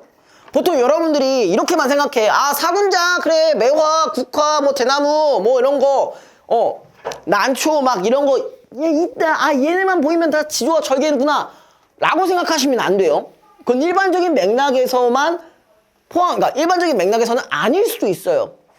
어떤 경우는 똑같은 소나무를 그러니까 매화를 얘기한다고 해도 이게 지주와 절개의 뜻이 아닌 경우도 있어요. 예를 들어 하나 보여드릴게요.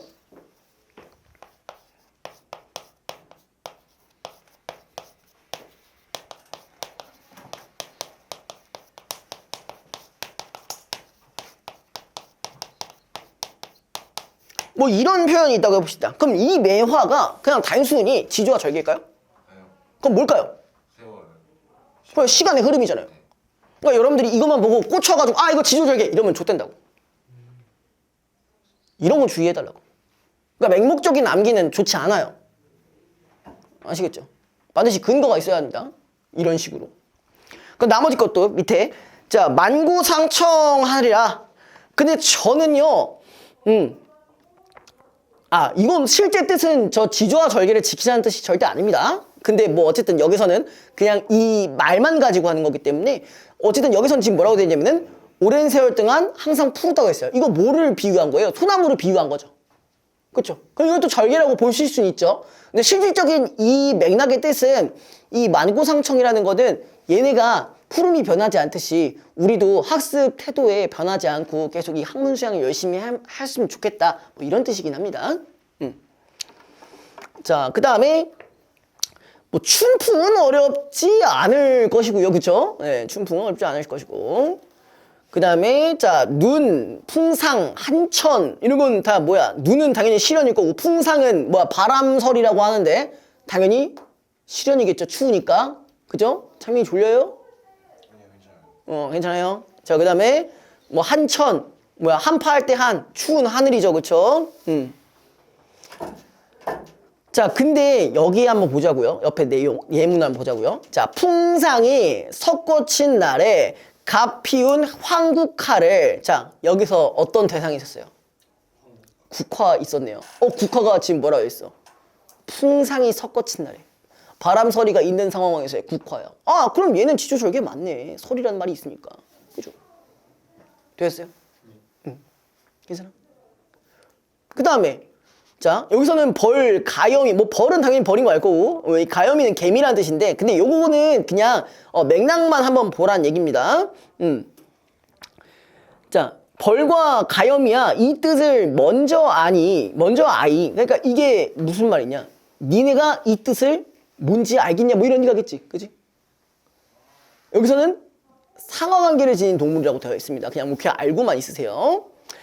자, 그 다음에 우리가 그 밑에 보시면요, 18페이지에 자, 이 네 가지 단어가 있는데 하계까지 일단 나눠주세요. 하계까지 나눠주세요. 하계. 얘는 다 뭐에 해당하는 거냐? 속세에 해당하는 부분입니다. 네, 속세에 해당하는 부분. 일단 인자가 들어간다고 하면요, 다 속세라고 생각하시면 됩니다.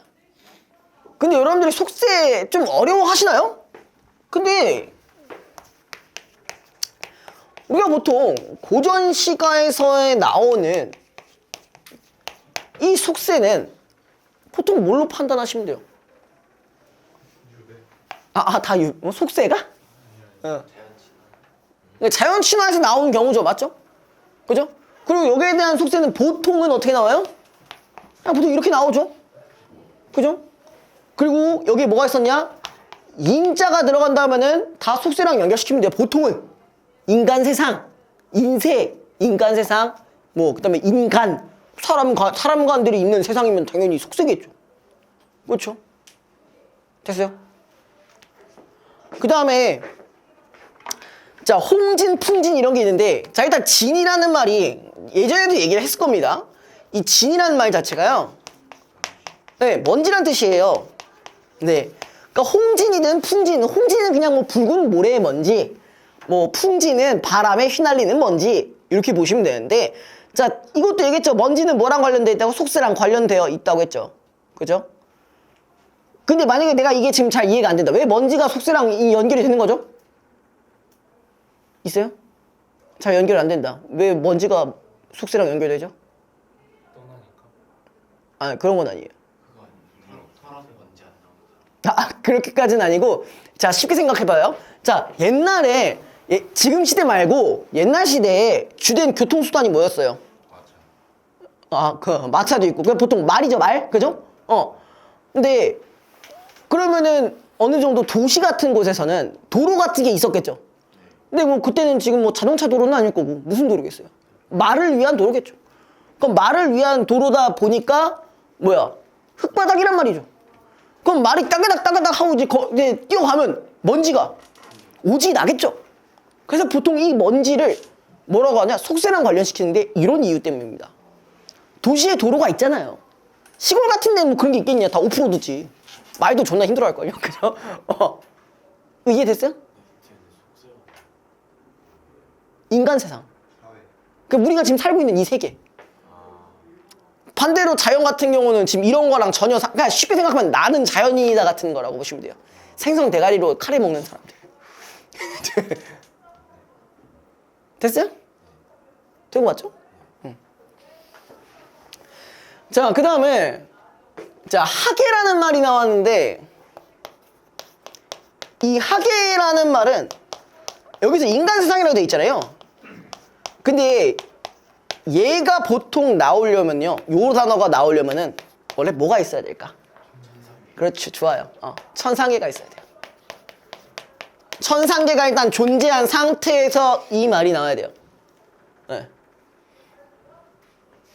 보통 그러면은 그 시에서도 이 하계가 나오는 경우는 어떤 식으로 표현되냐? 나는 원래 어디 사람인데 천상계의 사람이었는데 내가 뭔가 죄를 짓거나 이별을 당해서 어디로? 인간계로 추방당하는 경우가 대부분입니다. 제가 이거를 무슨 모티프라고 했는지 혹시 기억나실까요? 네? 막장? 낙강? 강은 맞긴 해요. 하강. 민기 아세요? 아세요? 천상계였던 사람이 인간계로 이제 이렇게 추방되는 거. 이거를 우리는 들어봤을 거야. 보면 이거 알 거야, 여러분들. 네, 적강 모티프라고 하죠. 그러니까 이런 말이 뜬금없이 나오는 게 아니라 이게 보통 포함이 되어 있어야 돼요. 같은 단어가 나와도. 그리고 다시 한번 얘기하지만 모티프 이런 거 어려워할 필요 없어요. 모티프는 그냥 뭐라고? 그래, 이러한 특성이 들어가 있는 거라고. 그냥 하나의 특징입니다. 특징. 하늘에서 추방당하는 특징이 있는 거구나. 그게 이제 모티프입니다.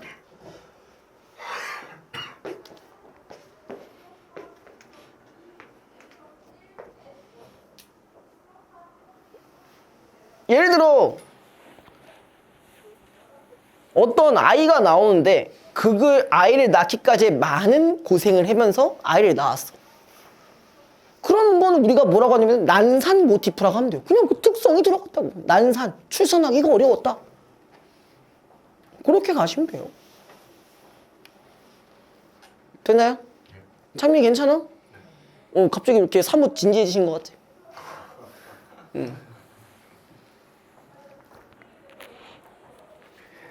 아까 안 그래도 그 영어쌤한테 연락 왔었는데 너 선발대라고 막 네? 너가 선발대라던데 선발대?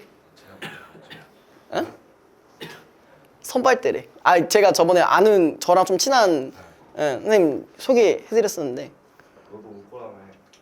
난 가봤자 고등학교 3학년 2학기. 1월 달에 온다며요. 이거 언제? 학기 시작하고 가야지. 기회는 1월 달에 온다며요.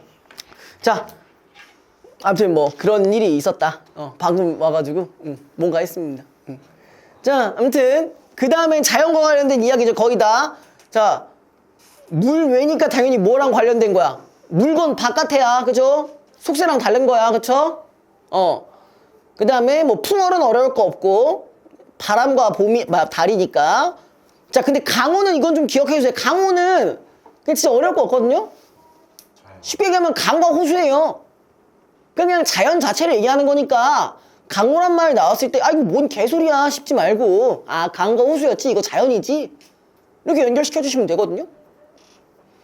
그 다음에 도화행화라는 게 있는데 도화가 뭐냐면요 복숭아꽃이에요. 행화가 살구꽃이에요. 자 근데 그걸 옆에다가 이렇게 적어줍시다. 옆에 봄이라고 적으세요. 도화행화는 봄에 피는 꽃들입니다. 왜 그러냐면은 얘네들 색깔이 무슨 색깔이냐면은 분홍 색깔이야. 분홍 색깔이야. 주황색이나 분홍 색깔. 이게 이제 보통 봄에 나오죠. 그죠?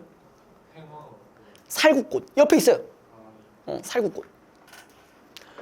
그래서 그럼 도라는 얘기는 결론적으로 얘가 뭐라는 거야? 복숭아라는 얘기지. 이게 어디서 적용되는지 들어본 적 있어요? 아마 봤을 건데 되게 일상적인 걸 거예요. 어?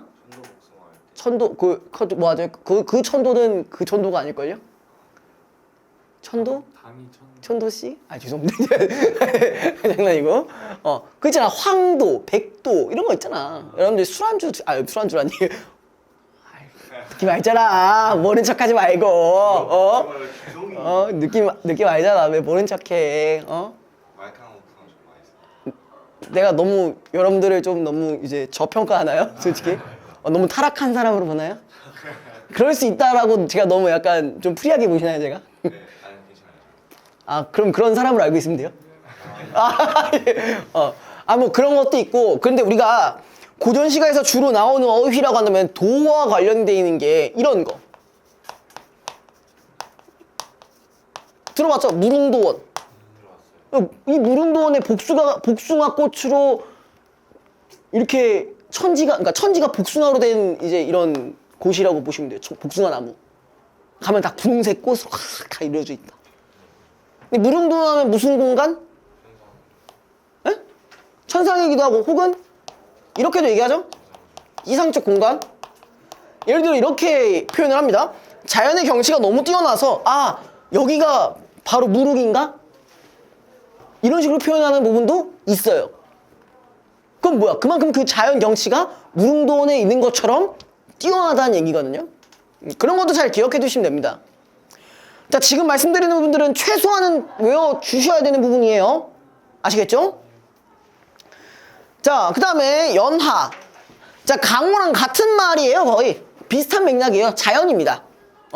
연하 뭐라고 되어 있어요? 안개와 노을이라고 되어 있는데 근데 앞으로 연하는 강호랑 세트로 묶어서 그냥 자연으로 보시면 돼요. 자, 강호랑 연하가 나온 김에 하는 말을 좀 해보자면요. 자, 우리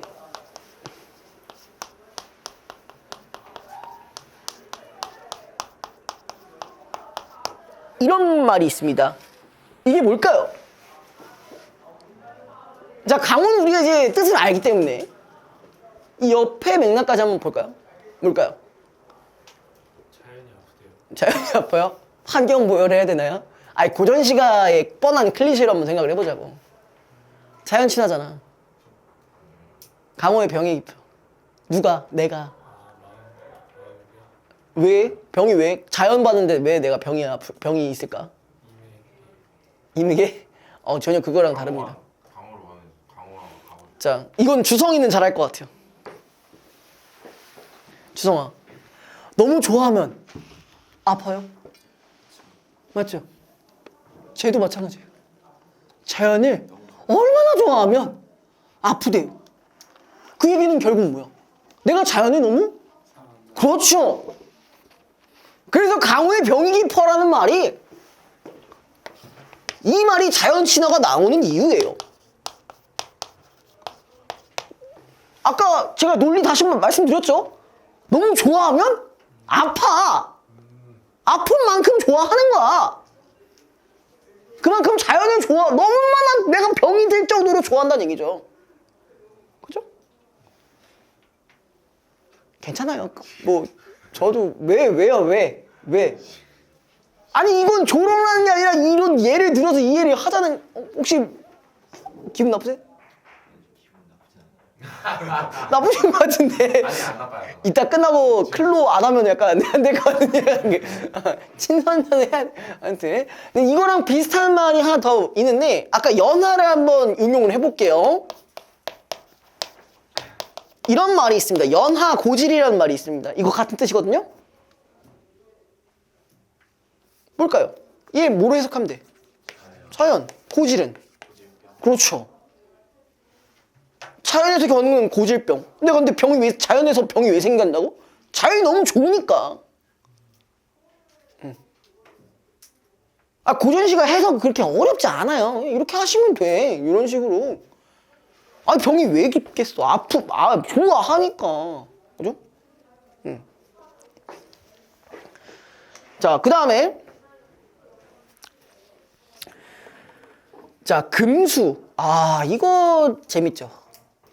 자, 금수라는 뜻. 두 가지가 있습니다. 자, 일단 여기에 첫 번째 뜻이 나왔죠. 금수가. 비단. 예. 금으로 수놓았다. 비단의 뜻입니다. 보통 이러면은 어떤 경우에 나타나냐면은 자연 풍경을 묘사할 때 금수란 말을 쓰기도 해요. 보통 이런 식으로 나옵니다. 자, 가을에, 그러니까 보통 이제 계절적 배경이 가을로 나오거든요. 근데 그 표현 중에 절벽이 금수로다라는 말이 있어요. 그럼 절벽이 어떻다는 거야? 금으로 수놓은 것 같다는 거죠. 왜 수놓은 거야? 가을에 뭐 있어요? 당풍잎, 은행잎 등등 빨갛고 노란 것들이 많으니까 걔네들이 섞이면 마치 뭐처럼 보인다는 거야. 황금빛처럼 보인다는 얘기지. 무슨 말인지 알겠어요? 이거 안 적어 놓으실 것 같으니까 제가 한번 얘는 적어 드릴게요.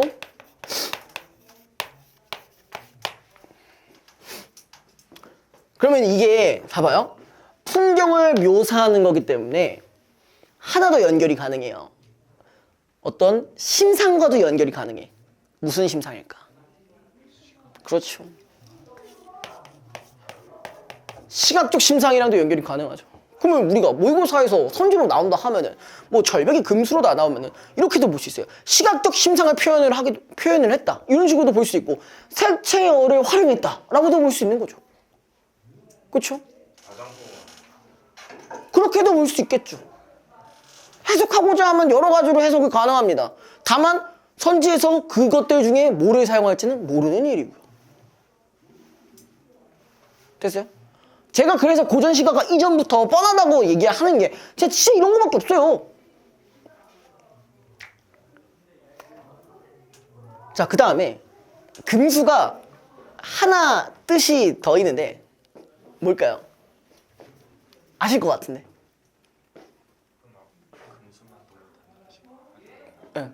금수. 근데 정확한 뜻은 모르세요? 어쨌든 안 좋은 말인 건 확실하다. 주성이 아세요? 금수. 우혁이 알아? 창미. 뭘 것 같아요? 효도를 하지 않는 자 금수와 다름이 없다. 맞아요. 어떻게 하셨어요? 본능적으로 알아챈 거야? 사극에서 보셨어요? 드라마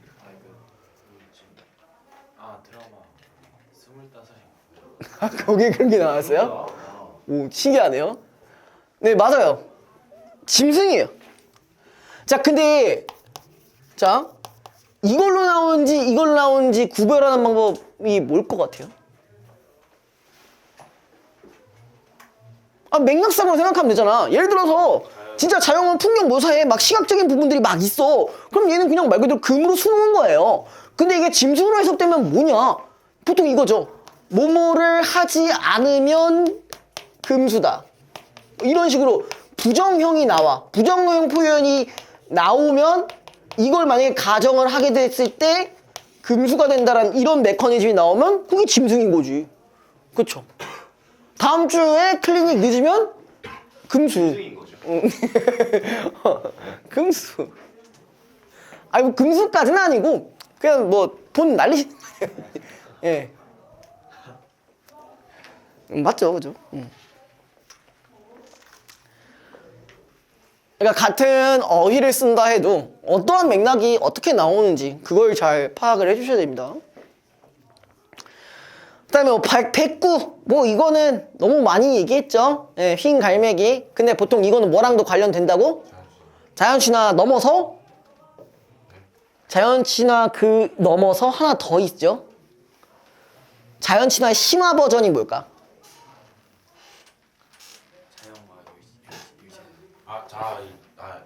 자아실현? 합일? 자연 합일? 무슨 일체? 맞아요. 아유, 집단지성 쩌네요. 그죠? 자, 근데, 자, 이렇게 생각해보자. 자연친화보다 더 심화된 게 물화일체라고 했잖아요. 그죠? 근데 이렇게 외우시기만 하면은 또, 뭐야? 이럴 거예요. 자. 왜 제가 백구를 보통 물화일체일 때 많이 쓰냐? 왜 자연친화보다 더 심화일 때 쓰냐라고 물어본다면은, 보통 얘를, 응? 감정이 아, 뭐, 그런 말 하지 없네. 그건 아닌데, 얘를 일단, 뭐, 이게 관련되려면은, 보통 얘를 어떻게 설정하냐면은, 친구라고 설정합니다. 아, 이렇게 생각해봐. 애초에 자연물을 이제 좋아하는 것 뿐만 아니라, 그냥 얘를 친구로까지 생각해. 그럼 자연에 미친 새끼잖아. 그러니까 물알챈 거야. 자연이 난지 내가 자연인지 모르겠다. 맞잖아. 아니, 어떤 또라이 새끼가 버스라고 생각을 해. 아유, 거기 내 친구, 이래? 근데 그냥 그만큼, 뭐야. 내가 자연에 푹 빠져있다는 얘기잖아요. 그죠? 여러분들, 물알지도 의인화가 되지. 물알체요? 벗이라고 설정했으니까. 물알체 자체가 의인화라고 보기는 어렵지만, 백구를 벗이라고 했으면 의인화가 맞지. 친구라고 설정했잖아. 백과 자연. 네? 백은 자연. 그러니까 얘를 벗이라고 설정했잖아. 갈매기. 갈매기를 내 친구라고 했잖아. 옆집 강아지 아니야? 아니면 너라고 부르거나 친구라고 했어. 그럼 그게 의인한 거죠. 여러분들 뭐 자연물들 벗 많이 하잖아. 여러분들 이제 클래시 로얄에서 이제 페카 이런 친구도 내가 든든한 벗 막 이러잖아. 그죠? 그게 뭐야? 클로 일체 아니에요. 그죠? 그런 거 아니겠습니까? 별다른 게 없어요. 아니 쉽잖아. 응? 자, 그다음에 새우 밑에 보시면요. 그 새우는 여러분들이 먹는 새우가 아니라 가는 비입니다. 가는다는 비. 근데 보통 요거는요. 봄과 관련된 이미지입니다. 네. 보통 이 가는 비가 봄에 내리지.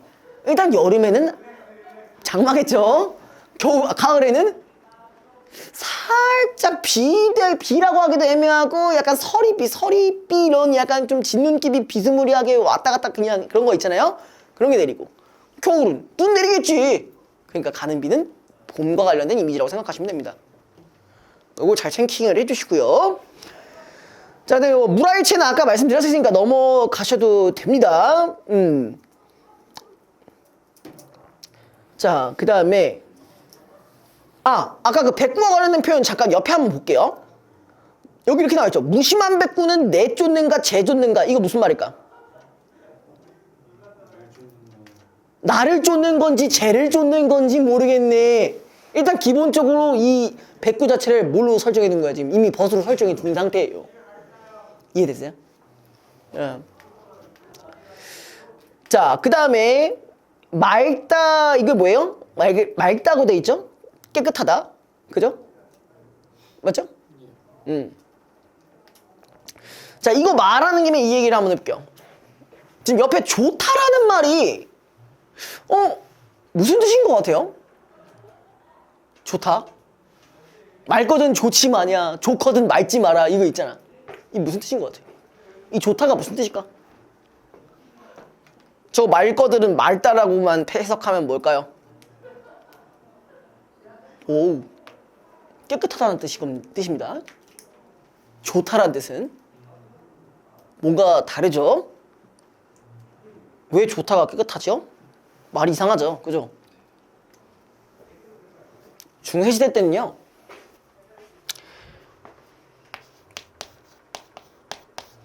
좋다라는 표현이 있고 교타라는 표현이 있습니다. 여러분들이 일반적으로 알고 있는 좋다는 이 교타고요. 뭐 다른 걸로 만약에 활용을 해보자면은 뭐 이런 식으로 교흔 이러면은 좋은 이런 겁니다. 뭐 교코 이러면은 좋고 라는 뜻이에요. 근데 반대로 좋다라는 말이 나온다면은 얘는 깨끗하다라는 뜻입니다. 중세국어에서. 최소한은 알아야 될 부분들이 이런 거지. 그럼 여기서도 해석을 하면은 맑거든 좋지 마냐. 이건 무슨 말이에요? 맑거든 깨끗하지 말거나. 그러면은 옆에는 좋거든 맑지 말거나 이랬잖아요. 그럼 깨끗하면 좋지 말거나. 그러니까 뭐야? 깨끗하면 맑지 말던가 이런 거잖아. 근데 이 표현을 쓰는 이유가 뭘까요? 이걸 강조를 하는, 어떤 걸 강조하는 걸까? 자연이 둘 다 어떻다라고. 좋기도 하고, 맑기도 하고 깨끗하다는 얘기잖아. 그러니까 이 얘기잖아. 맑을 거면 깨끗하지 말던가, 깨끗할 거면 맑지 말던가. 이거 왜 두 개나 있냐? 개쩌네? 그럼 이게 자연 친화가 되는 거예요. 이해됐어요? 자, 그 다음에 헌사하다. 요거는 아시는 분들도 있고 모르는 분들도 있을 겁니다. 헌사하다는 말은 야단스럽다는 말인데, 이 야단스럽다는 말도 뭔 소리인지 모를 수도 있어요. 자, 여기 한번 보자고요. 자, 어화 조화웅이 헌사토 헌샤하샤. 이 말이 뭐냐? 조화웅이 뭐냐? 조화웅이 뭘까요? 조물주예요, 조물주. 조물주가 뭐예요? 신이요, 신. 그러니까 어떤 풍경을 가지고 조물주의 솜씨가 야단스럽구나. 그럼 뭐야? 이 풍경? 개쩐다는 얘기겠죠? 주영이 됐어요? 그럼 여기서 야단스럽다. 조화웅이 이만큼 얼마나 신이 이렇게 야단스럽게 잘 해놨으면 이 풍경이 이렇게 개쩌냐? 그런 좀 그냥 자연 친화 얘기하는 거야. 됐어요?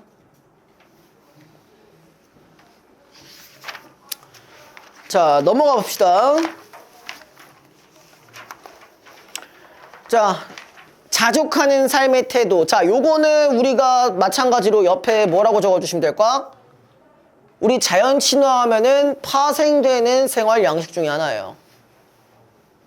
소박한 삶과 관련되어 있는 겁니다. 소박한 삶. 근데 소박한 삶은 보통 둘 중에 하나죠.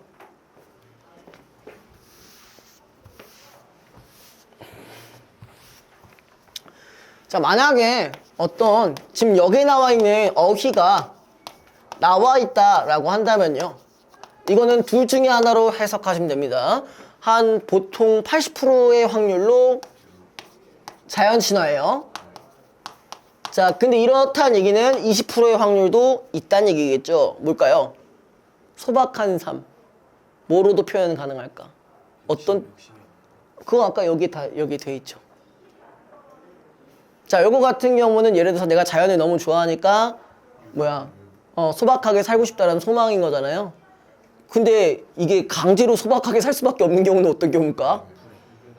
그렇죠. 유배를 당한 거나 뭐 어떤 이런저런 이유로 인해서 내가 가난한 상태인 거죠. 근데 여기서 어쨌든 뭘 하기 위해? 이런 걸 하기 위해 이렇게 표현하기도 하죠. 정신적인 승리를 하기 위해. 됐어요?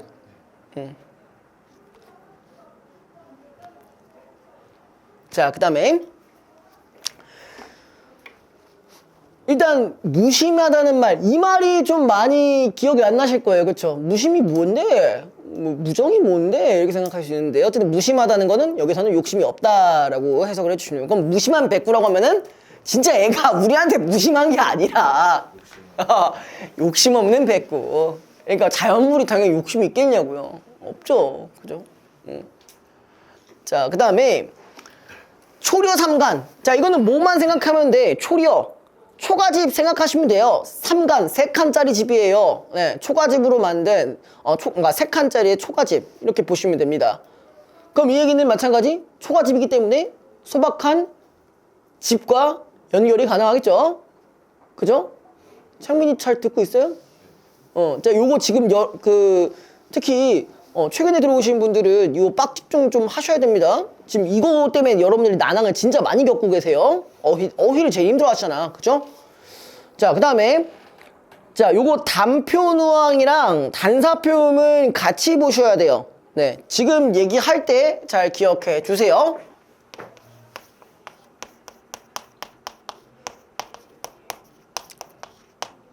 자, 일단 단사표음부터 진행을 할 겁니다. 담사표음은 이렇게 나눠주시면 돼요. 자, 이렇게 나눠주시면 되고, 단사, 이게 뭐냐면은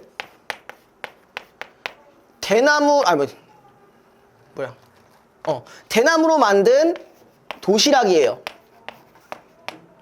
그리고 표음은 뭐냐면은 표주박으로 만든 음료수예요. 딱 재질이 뭘로 되어 있는 거야? 자연물로 되어 있죠. 그럼 자연친화 하면서도 소박한 거죠. 왜 보통 자연친화적인 삶이 소박한 삶이 될 수 있을까? 보통 먹고 자는 혹은 식생활 이런 것들 다 어디 근처에서 해? 자연 근처에서 그냥 나와 있는 걸 그냥 먹잖아요. 예를 들어 표현 중에 만흥이라는 시 중에 이런 표현이 있습니다. 보리밥 풋나물을 알맞게 맞춰 먹어 이런 말이 있어요. 보리밥 풋나물 어디서 나는 거예요? 자연은 아닌 거예요. 자연에 있는 걸로 그냥 먹는다는 얘기예요. 그러니까 그거 자체가 소박한 삶인 거잖아. 요 메커니즘 아시겠어요?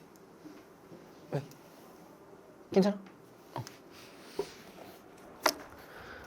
자, 그 다음에 이제 단표누항은요. 단표누항에서 이 단표는 이 단사표음을 줄임말입니다. 그러니까 별도로 외우실 건 아닌 거죠. 그리고 누항이란 말은 얘는 소박하다라는 뜻도 있지만 가난하다라는 뜻도 있으니까, 근데 보통 요 사자성어를 기반으로 한다면요 소박함으로 우선으로 보는 게 맞습니다. 물론 맥락상 내가 먹을 게 얼마 없지만 그래도 단표누항합니다 이러면은 가난함이 좀 더 맞겠죠. 그쵸? 자, 그 다음에 밑에 빈이무원. 자, 우리 뭐만 보면 돼? 빈과 무원만 보면 돼요. 빈, 가난하지만 원망하지 않은데 무. 됐죠?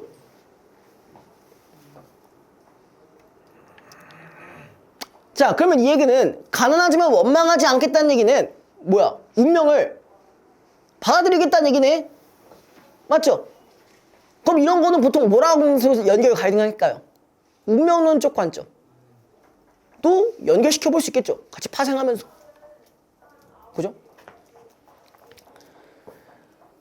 자, 그 다음에 밑에 해음이라는 말이 있는데 흩은 해음 아니하네. 그냥 쉽게 얘기하면요 옆에 이렇게 적어줍시다.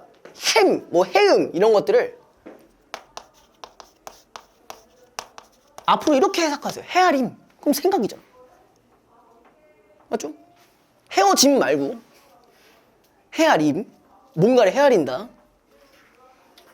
근데 이건 무조건 부정적으로 나온 거 아니에요? 네? 해음은 해음 자체는 부정적인 건 아니에요. 생각이잖아, 생각.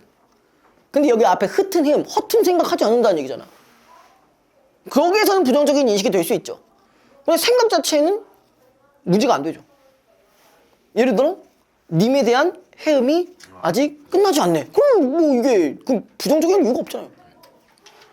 그러니까 같은 어휘를 쓰더라도 이게 어떤 상황에서 어떻게 나오는지에 따라 다르게 해석이 되니까 요즘은 꼭 주의해 주셔야 되고, 여러분들이 항상 접하는 작품들은 그러한 변화가 있다라고 생각을 하고 접근을 하셔야 돼요. 그러니까 일반적으로 외워서 접근한다? 이건 솔직히 쉽지 않죠. 물론 영어 같은 경우야 영단어를 그대로 외우면은 보통 거기에 맞게끔 잘 나오잖아. 뭐가 변형이 됐든 뭘 하든 명사형이든 뭐든 이렇게 나오잖아요. 근데 이제 국어는 그게 아닌 경우도 있죠. 왜? 앞에 있는 맥락 혹은 뒤에 있는 맥락이랑 연결시켜줘야 되니까. 그게 이제 영어랑 좀 다른 점이고, 여러분들이 좀 알아야 되는 부분들인 거고, 여러분들이 제일 어려워 헷갈리는 부분이 이런 부분이었던 거고. 그 다음에 자 옆에 보시면요, 충심과 관련돼 있는데, 예. 여기서는 갖고 갈 것만 일단 얘기를 해볼게요. 뭐 향과 역군은 아실 거예요, 그쵸? 근데 보통 향기가 어디서 갑자기 난다라고 한다면은 뭐냐? 임금님 냄새라고 생각하면 돼. 근데 임금님 냄새가 난다는 게 저 멀리 있는데 임금님 냄새가 왜 나? 그 심리적으로 임금님이 좋고 그리우니까 생기는 거겠죠? 맞죠? 주성이 왜 이렇게 공감 쌉 가능하신 것 같은데? 눈을 감으면 보였고. 뭐라고요? 아 진짜. 뭐 눈을 그럼 뭐 이런 거예요? 눈을 감으면 보이고 귀를 막으면 들려요? 입을 막으면 맛이 느껴지고? 코를 막으면 냄새가 나나요? 눈을 감으면 보이고.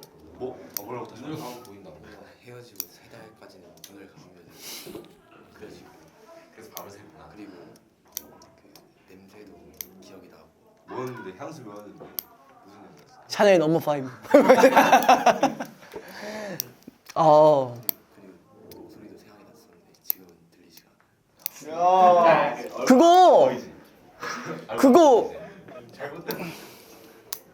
그 두 달 만난 사람이 사람을 이렇게 망친다.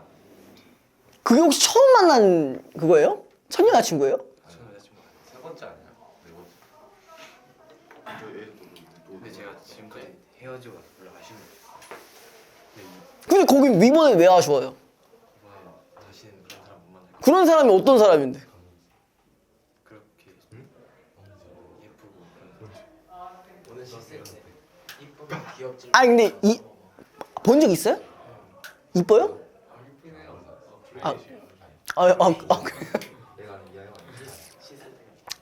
그러면 그럴 수 있겠죠. 예. 이게 참 제 그 관점대로 또 이렇게 말씀을 드리고 싶은데, 이게 뭐 본인이 직접 겪어야 되는 거라 나도 뭐 명확하게 예를 못 하겠다. 그냥 이 정도 상태면은 시까지 쓰는 정도의 상태면은 난 해야 돼요. 뭐 이거는 그 병은 아니고요. 치료할 수 없는 치료할 수 있어요. 시간이 지나면 해결이 됩니다. 시간이 얘가 두 달 만나고 지금 1년 동안 이러고 있는데 오히려 술이 늘어요. 병에서 페트로 늘었어요, 이 친구가. 그걸 너가 어떻게 알지? 맨날 사진을 보내거든요. 같이 드신 거 아니고? 저는 못 마셔가지고. 이런 건 쇼츠로 올리면 큰일 나겠다. 야. 놀라 내 중심 막 이러면서 이제 대박 난다고요? 재미는 있을 수 있는데 제가 좀 그 이미지가 일단 어쨌든 이게 뭐 누굴 가르치고 있는 사람이다 보니까 이제 좀 그 시기하죠. 나는 솔직히 좀 프리한 편이긴 하거든요. 여러분들의 뭐 기호지 그게 내 할 바가 아니잖아. 솔직히 나는 뭐 별 관심 없어요. 뭐 여기 왔을 때 술 마시고만 하면 되지 않나? 술 마셨니? 장난이에요. 그렇지만 안 하면 되는 거라. 뭐 저는 막 어쨌든 제가 수업할 때 방해만 안 받으면은 뭐 문제 안 되고 여러분들이 잘 이해하고 넘어가고 그러면 뭐 문제가 안 된다고 생각하는데, 네, 어쨌든 뭐 여러분들이 자유죠. 뭐 수학여행 때도 뭐 드시든 안 드시든. 근데 어차피 못 드셨다고 하니까. 너가 제일 빌런이었다고 그래서. 아까 들어보고 그랬죠. 입수하고 너도 같이 틀어보고 자, 그다음 아무튼 요거 뒤에 보면요. 또 역군은이 셨다. 이건 많이 들어봤죠? 그렇죠? 임금님의 은혜라 맞죠? 군이 임금입니다. 예. 자, 그다음에 수양산. 뭐 이거는 자주 나오지는 않는데 뭐 가끔 한 번 정도 나오니까 알고만 계세요. 이건 수양대군을 비유적으로 말한 단어입니다. 왜요? 무슨 생각해요? 아무 생각 안 해요? 왜 아무 생각 안 해요? 걸려서 남자 말고? 함정에 걸려서 아무 생각 안 하면 안 되지. 이해하셔야죠. 그죠? 알고 있죠? 자, 그 다음에 그 성씨는 넘어가시고요. 광안전. 자, 광안전이, 자, 하늘. 일단은 기본적으로 옥황상제의 궁입니다. 근데 보통 천상계에서의 궁은 현실에 뭐로 변환이 가능할까? 현실에 그치. 임금님이 사는 궁으로 변환이 가능하죠. 왜? 우리가 보통 임금님에 대한 얘기를 할 때는 직접적으로 얘기하지 않고 항상 간접적으로 얘기하니까. 그죠? 간접적으로 얘기하다 보니까 천상계의 인물 혹은 천상계의 장소로 설정하기도 하죠. 요거 기억해 주시고요. 뭐 누인계곡 이런 건 안 봐도 되고요. 경천금리도 안 보셔도 되고. 자, 그 다음에 시어디어. 이거는 좀 알고 계시면 좋을 것 같아요. 시어진다. 이거 뭐냐면 죽어서. 이 몸이 시어디어. 이 몸이 죽어서. 뭐야, 백골이 돼도 뭐 이런 거 있잖아요. 그죠? 근데 여기서 뭐라고 했어요? 차라리 시어디어 법나비 되오리라. 그럼 이 얘기는 뭐야? 뭘로 하겠다는 거야? 내가 죽으면 법나비로. 환생. 그렇죠. 환생한다는 얘기죠. 보통 이렇게 환생한다는 건 뭐예요? 다시 태어난다는 얘기는 윤회. 요때 소망을 이루고 싶다라는 얘기겠죠. 맞죠? 법나비에 대해서 이 날개를 가지고 임금님 옆에 뭐 임금님 옷에 뭐 묻겠니 어쩌니 이지랄 하잖아. 그러니까 임금님 옆에 가고 싶다는 얘기잖아. 그런 소망을 드러내는 거잖아요. 그죠? 뭔 말인지 모르겠어요. 너무 빨라가지고. 너무 깊은 이해인데? 너무 깊은 이해인데? 자, 그 다음에 넘기시고요. 어디를 보시냐. 자, 21페이지에 여기는 가지고 갈 것만 빨리 가져가고 넘어갈게요. 자, 여러분들 이거 많이 모를 수도 있어요. 괴다. 사랑한다. 괴실한데. 괴실아. 여기서 이렇게 있죠. 괴실이 사랑하네. 그죠? 그 다음에 미다는 볼 거 없고. 자, 여희다. 야, 이거 뭐라고? 여희다. 헤어지다. 이별해다. 이상한 데 쳐다보지 마.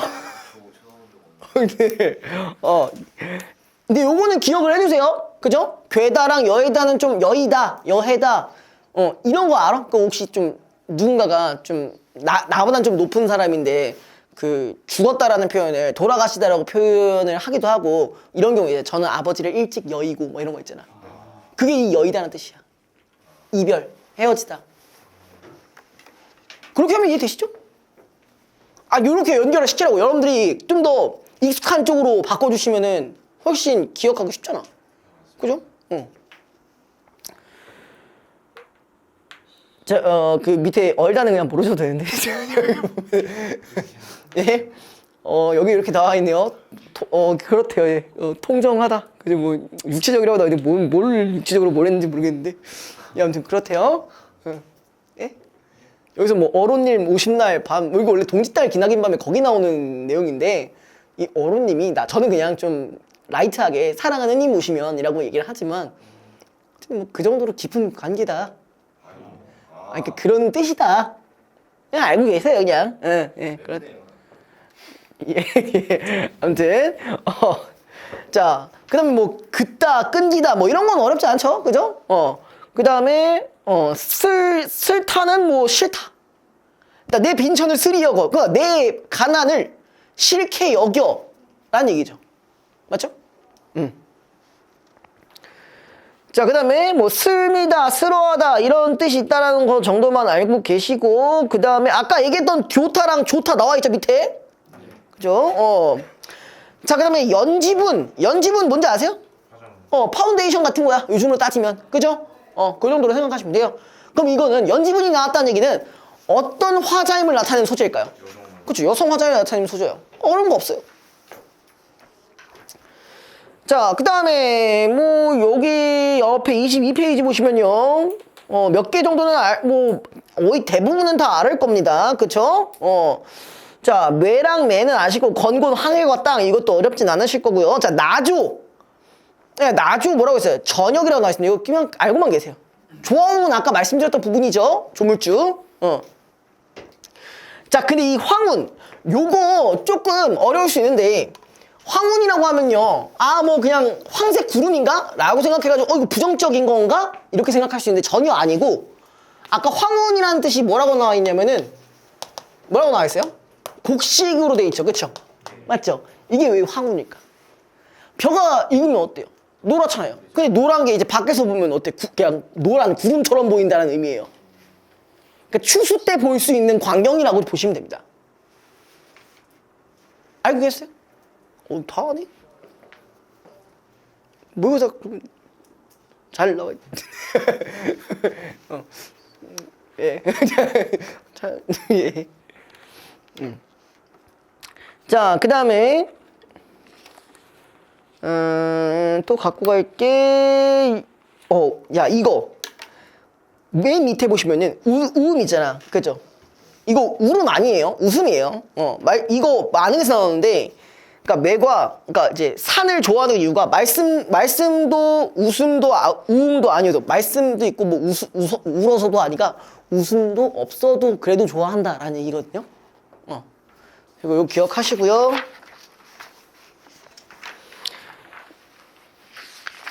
자, 지금까지는 제가 어쨌든 어휘랑 관련해서 요런 정도의 게 있었다, 요런 정도의 뭐 어휘가 있었고, 자, 나머지 같은 경우는 자, 어디까지냐, 24페이지까지 있는 어휘는 어느 정도는 다 아셔야 되거든요.